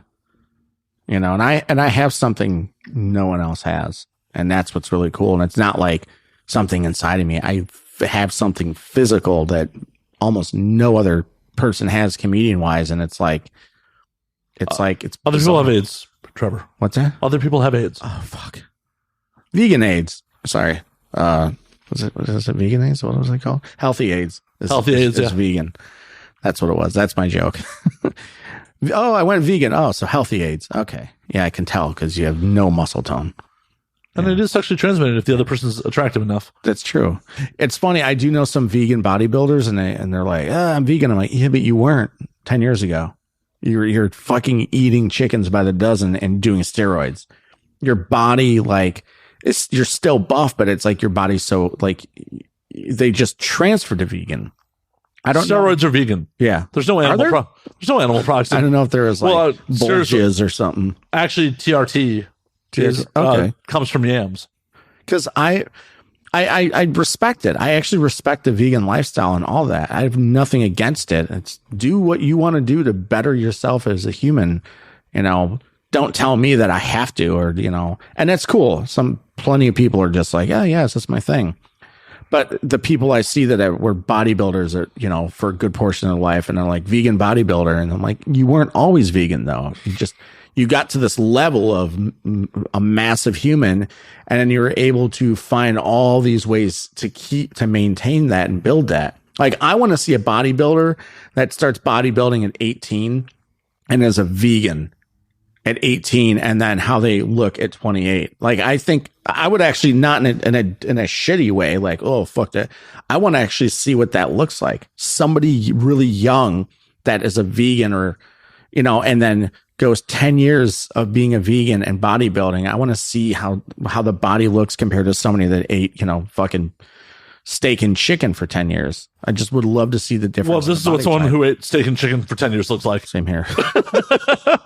Well, you know, shit. Yeah.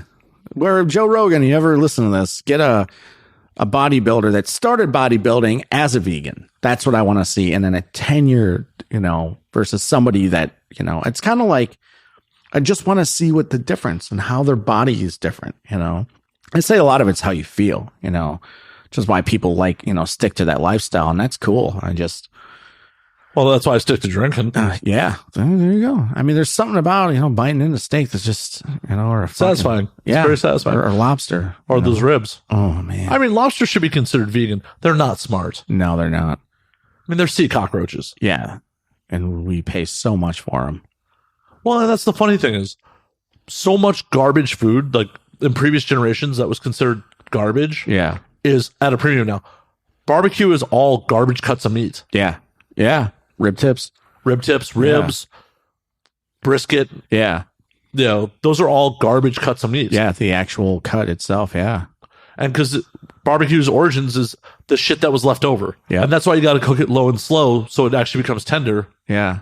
Because otherwise, if you just grill ribs or you just grill fucking brisket, Yeah. you will have just garbage. Well, it's like they say, you know, oh, if eating healthy was cheaper, everyone would do it. I'm like, nah, first of all, they wouldn't. That's a fucking lie. Second, like you go to McDonald's and you see, you know, oh, well, the burger's only $1 and the salad's $5, you know, and that too, like that salad also has more fat content than the burger. Yeah. Because that salad, the lettuce is so awful. What do? You just soak it in fucking ranch. Right. You know? Between the ranch and the croutons and all that shit, that salad actually has more fat content than the burger. But you're saying like how like in the past, like a burger like itself is like expensive, but at McDonald's it's cheap and the salad is more expensive. It's like that weird like, why is it? Well, here's the other not thing. expensive, but you know, eating healthy is not necessarily more expensive than not eating healthy. Hell, microwave dinners are not cheap. Yeah. The only thing that's cheap is fucking boiling ramen. Yeah, or Stouffer's. Stouffer's isn't even all that cheap. Well, a lot of those are just salt. You're not even eating good. You're just eating But the salt. thing about it is, healthy food is perishable. Yeah. So if you are working a ton and not making a ton of money, you don't have time to go pick up perishable groceries constantly. Yeah. Frozen dinners are going to last until you eat them. Yeah. Canned foods are going to last until you eat them. Yeah. There's a reason. Exactly. So it's not even so much the cost difference, because you can get fucking a bag of fucking salad for $1.50, $2. Yeah. You could turn that into 2 fucking meals easily. Yeah. You could get that with, you know, a pound of chicken for $2. Yeah. You have 2 fucking salads for $4 right there. But chicken is like the most perishable fucking meat. Yep. It goes bad so fucking fast. Yeah, it does. And it's that's dangerous to eat bad. Right. It's dangerous to, you know, can't fuck with that shit. no, it'll fucking kill you. Yeah. And salad goes fucking bad real quick. Yeah. Especially if you're a little lazy about it, like I am, where I'm like, yeah, I'm getting the pre-bagged washed fucking salad. Yeah. I'm not buying a whole head of lettuce and chopping it up and cleaning it. Well, I think I've been just broke as fuck out here and other places. I was at one point $18 in my bank account and like $6 in my pocket and living on my friend's couch. And I had no idea what I was going to do. How am I going to make this work? But I knew if I just continued to work and just work and show up to work on time and show up to work early and work those god awful shifts and just say, shut the fuck up. You moved here for a reason. You could be back in Chicago running a bar, or 10, 12 years ago, got back into recruiting agencies and married the girl I was with because she didn't think the bartending was a real job, even though I made double what she made, by the way. But I was like, I just knew, I'm like, you just keep working. You show up and you work, you know, and it worked out, obviously, but it's like, I learned how to live off of just fucking nothing. Can of tuna ramen noodles. And I didn't even use the packet for flavor because I could not take the flavor. It was so salty. I got to the point where I was like purifying myself because I was also working out like a fucking madman. And I wasn't purifying myself. I was still drinking and doing coke and getting high, but not all the time. It wasn't like my daily thing or whatever, but it was like, I was able to take this small amount of money and stretch the fucking shit out of it. Oh, dude. I mean, at points where I was broke, I got creative with ramen. So there were points where like I'd buy ramen packets, not use the packet. Yeah. Boil up the noodles, like grill some chicken, and then pan fry the noodles and the chicken together to make like ghetto stir fry. Yeah. Or dude. One of these things I'll still like is a cheap ghetto meal that I'll still eat to this day is I'll buy a can of Hormel chili, some rice, make the rice, heat up the chili, mix them together, and makes like fucking spicy dirty rice for like that meal's like $1. Yeah. And it is goddamn filling. Yeah, you and that's the other thing is the filling part. Like the food that sucks or is cheap is all, you know, it's like eat bread, you'll be full faster. Pasta, you'll be full. Like I think, you know, Bill Burr, I think it was Bill Burr talked about that, like, you know, throwing a, you know, two ramen noodles down your stomach, and your stomach like will fill you up and keep you full for, you know, a decent amount of time, or just eating bread because that's really what you're doing is just curbing your hunger, because hunger pains ain't fucking fun, man. They're not fun. I remember when I was a kid, because we had a big family. If you didn't eat enough or a lot, that was it. You know, I would get hunger pains because I wasn't on time, or I'd be fucking around or something. Food's gone. Now, if you want food, you have to go figure it out. Mom's not cooking for you. She just cooked for, 9 people. It's like, now you got to figure this out on your own. Right. The chow bell was rang. Uh-huh. And if you didn't get it, you didn't get it. It's not like your mom starved us. We always had food around, but it was like, there's times where at night I get hunger pains because I didn't eat enough, because I was just like, for whatever fucking reason. And it fucking sucked. I think that's now I eat at night. But the thing is, I don't eat now. When I eat late night, it's, I have like a fucking protein bar. I know it's loaded with sugar, but you know what? It's better than what I used to eat at night, which was like a pizza, because I get stoned and eat like fucking everything. Yeah. Or drunk. Yeah, I still make some drunk food choices. Yeah. I was worse drunk because I'd be blacked out and I didn't know when to stop eating. At least when I was stoned, I was like, this tastes so good. And they say the reason you eat so much when you're stoned because the weed affects the part of your brain that says you're full. And I guess that's why when people get stoned, they don't know when to stop eating. With me, that part of my brain just shut off, and I didn't know where I was because I'm blacked out or just hammered, and I could literally eat anything. I ate like half a stick of butter at my friend's. I got so drunk, I made popcorn, and they said that I put half a stick of butter and melt on it. And the next day I woke up just fucking awful. Half a stick of butter and Parmesan cheese that's like on it. And like you ate like 3 bags of popcorn and half a stick was, and I'm like, oh boy, this is going to be a rough day or two. I mean, your shit's going to slide right out of your asshole. Oh yeah. It was rough. Just, that's the thing. Waking up on couches, like, how did I get here? I mean, we've all been there for that. Plenty. And it's just like, but then I'm like, oh, that can't just be from booze. Cause I know, to me, it was like when I woke up and I was like, I felt like when I didn't eat, I felt fucking weird. I was just like, oh my God. Cause I felt drunk as fuck. And then I just felt so empty, cause that was my thing. I was like, get drunk and eat. And that's what happened.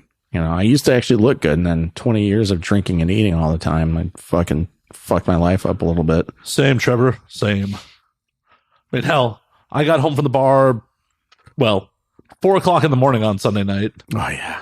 Because I'm friends with I'm friends with the staff at where I was drinking, and they like after hours, I was just sitting there bullshitting while they were doing their side work. Yeah. And then all of a sudden it's like, it's 4 a.m. I should probably go. Side work. That's so funny that you say that. What? My place, no one does any extra work. No one does anything.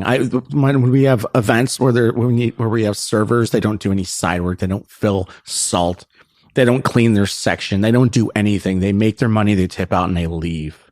It's so weird, like how it's changed so much since when I started there to today. And that's partially my fault as, a manager still. But it's like, imagine if I handed some of these people side work and they're like, what's side work here? You mean I have to do something? I have to roll napkins? What the fuck? Yeah. Oh, that's the busser's job. No, it's not. The busser's job isn't the job of the lazy people. That's how it is at a lot of places. Oh, just to get a busser to do it. I started out as a busboy here. I started out cleaning up human shit. I am now the manager, and I founded a comedy room with my good friend Sam Tripoli, and I run this comedy room, and guess what I still have to do? Clean up human shit. Clean up human shit. I mean, how much of it is Sam's, though? He'll never listen to this. He doesn't have the patience. He's like, oh my God, lizard people. He hasn't done this show in a couple of years, so. No, I love Sam so much.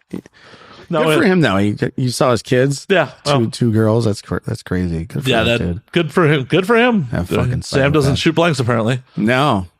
Actually, I thought I was reading why I was like, man, I've had sex with a lot of women without condoms. Like, what would it be? And then I looked up. I took Accutane as a kid because I had really bad acne. You can't tell. I have pretty good skin. I took Accutane as a kid, and they said that affects your sperm count as an adult, or it can. I just drank Mountain Dew by the 2-liter.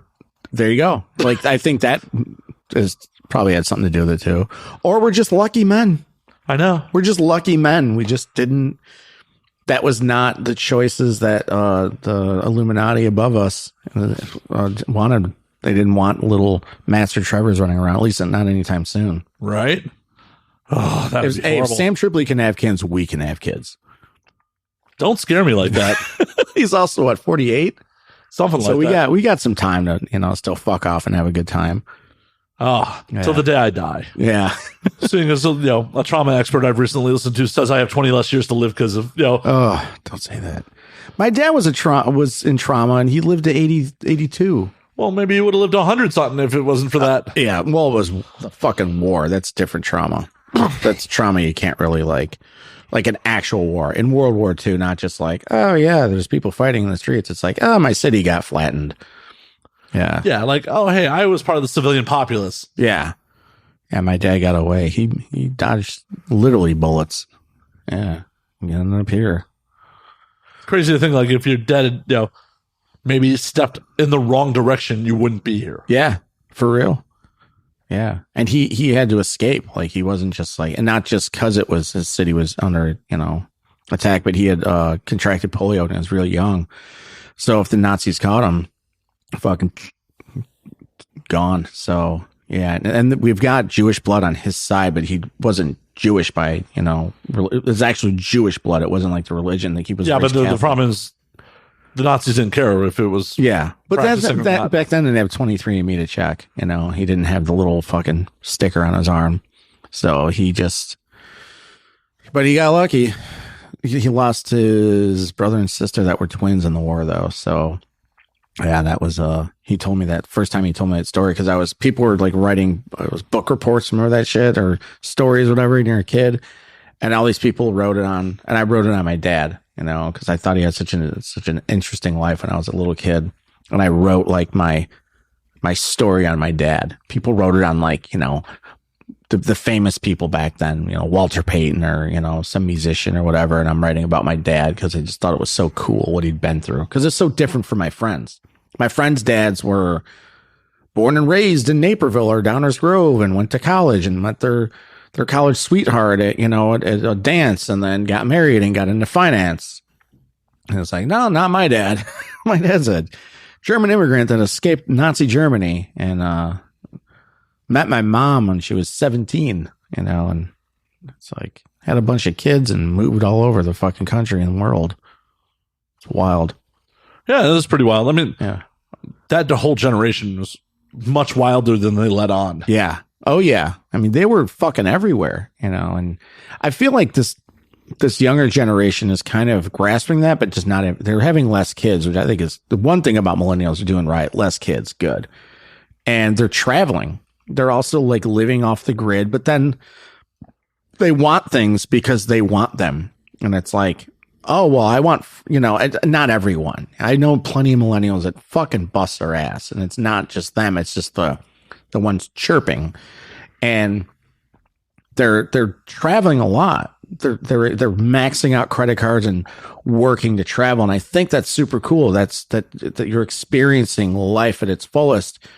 But then you come back and you're like, oh, I'm broke. Like, okay, live in your parents' basement. I don't want to. Everyone should have the right to go to college. And I'm like, I don't agree with that. College is overrated. Yeah. Yeah. I know plenty of people that went to college and will die in debt because of college. Right. That's not even fun debt. Yeah. And it's like student loans and student forgiveness, and they should forgive that. And I'm like, forgive what? You making a choice that you signed all this? Like, what about my debt? Do I get a forgiveness? See, I disagree with you there because when did you incur your debt? When I got stabbed. Okay. That's the only money I owe, and it was a violent crime against me. Right. That's wrong. Right. But two wrongs don't fucking make it right here. Right. These kids are, in a lot of cases, being conned into these student loans at 18 when they don't fucking... Did they explain those kind of finances to you in high school? You're absolutely right. Yeah. No, you're right on that. 100%. You're right. Yeah, that's it. It's because we're not being taught in school econ and how to manage your money. We're being taught algebra, which I still haven't used to this day. Oh, you probably haven't used some of those critical thinking skills. Like, I use Google for that. Well, but it's algebra is actually pretty useful because I know. It's more than just letters and numbers stuck together. Right. Yeah. It's like geometry. Like not everyone's using geometry, but like if you get into a trade, you're using it constantly. And I use geometry. Geometry is parallel parking, essentially, fitting, this piece between these two pieces, Oh, there's a dick joke there somewhere. Yeah. I retract the thing about the whole fuck everybody and their school debt. You know what? I don't give a shit. Doesn't even actually affect me. No, and if You know what? If you could get your school debt wiped out by Bernie Sanders or who else is out there? Donald Trump, whoever the fuck's whatever, go ahead. Do you? Well, and less the thing debt. about it is the reason they don't want that, besides it's a for-profit system Yeah. for these student loans, is that is part of the big reason they get young people to enroll in the military. Yeah. Is free college. Yeah. Why do you think besides healthcare being for-profit, why do you think there's motivation for the government to keep it for-profit? Yeah. Because, hey, if you join the military, you get free healthcare. Yeah. I mean, joining the military is not a bad idea. Just the whole potential of being killed or killing people is right. Meh. Well, that's not a good. fan. That's not good. And it's also it's like if you're coming from certain parts of this country, if that's your only way of bettering yourself is to have to kill or be killed. Yeah. It's fucking wild. Yeah, it's absolutely fucking wild. I saw Renaissance Man, Danny DeVito, 1995 film. Yeah, I don't know, man. And I'm not knocking anyone who makes that choice. I'm just saying that it's a tough choice. It's kind of fucking like, hey, this is the only way you're going to be able to better your life. Yeah, that sucks. That sucks. And then, or being swindled into an obscene fucking, student loan. And the thing about it is that may not better your life. Yeah. You may just have a ton of debt. How many people do you know that have college degrees are actually working in their chosen fields? I think one. Exactly. And he's a teacher, but that's what people want to be a teacher. They want to be a teacher. It's not like, oh, I'm going to get my business degree and be a businessman. And then 5 years later, they're like, fucking chucking wood or whatever. I don't know what it's called. Chopping wood, Being a lumberjack. I don't know. Yeah. Lumberjack. It's a horrible analogy right there. I fell flat. I think it's because there's no coffee in me anymore. Just grinding out. That's my drug of choice. See, I think you can still do cocaine. You're allowed to. You're allowing yourself stimulants. So. Yeah. Just the hangover is different. No, it does. Less coke. My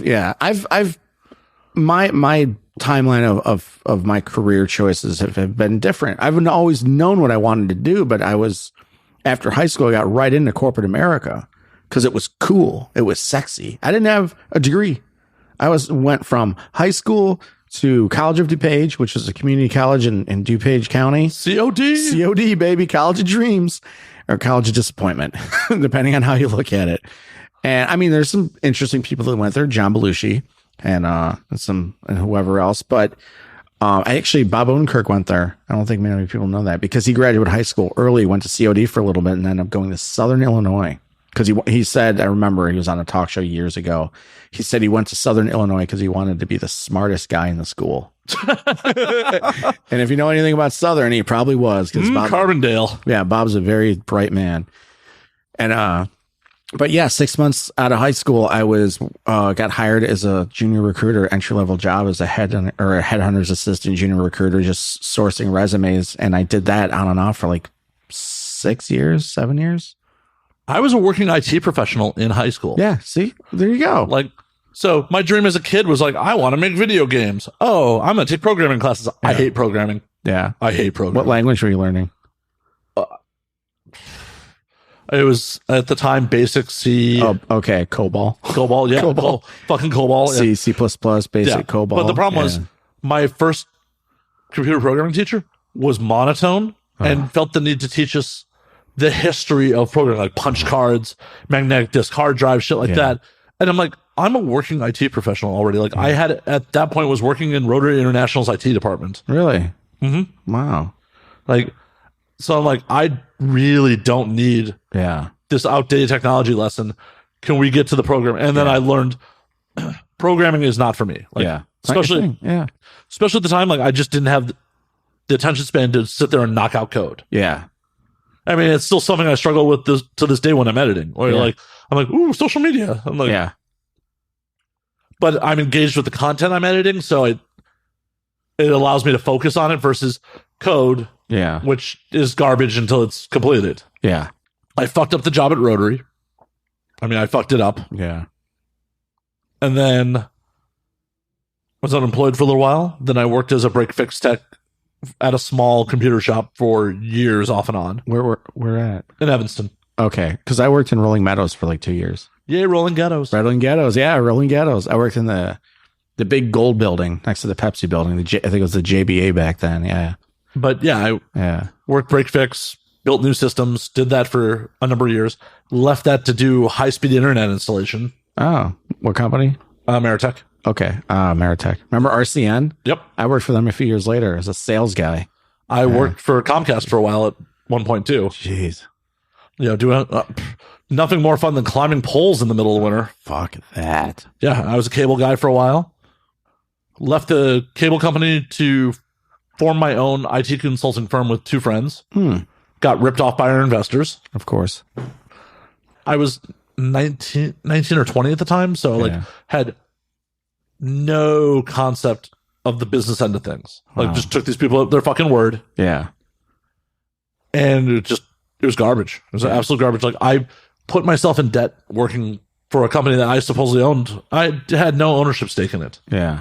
One of my partners is like, hey, you know, I actually filed the paperwork for our investors and they didn't give us a stake at all. Jesus. I'm like, are you fucking kidding me? It was so poorly managed. It was bad. Like I ended up delivering fucking pizzas to make ends meet while I was working during the day for a company that I was supposedly supposed to be an owner of. Yeah. I had a similar thing. I was working in a recruiting agency and it was straight commission. 100% commission, not even a draw versus commission. Draw versus commission, for anybody that doesn't know, is basically the company loans you money. And then when you book a deal, they take the money that you borrowed from them and they take it back. It's an advance, basically, right? Yeah, exactly. It's basically a way to pay you. Or there's straight commission, which companies that do that, they give you a higher percentage of whatever you book. And I worked at a company for a while that was straight commission. And I was really excited because the way they sold it to me was, you know, this is recruiting. This isn't some, you know, like. This isn't working for Geico. Yeah, Or, not, or was it Affleck that will take anyone as a salesperson? Right. It wasn't some hokey pokey company. It was a legit recruiting agency. And I know some of the guys, that started it and they came from a big company. And I was like, okay, cool. And after a while, I was like, I literally said, I can't come into work every day and not get paid. They're like, well, that's you agreed to strict. I'm like, yeah, but you told me one thing and it's not that at all. I'm like, there's so much restructuring going on. There's people walking around. It felt like boiler room, like the weird energy walking around the room. And I'm like, is this company getting sold? Like I knew something was up.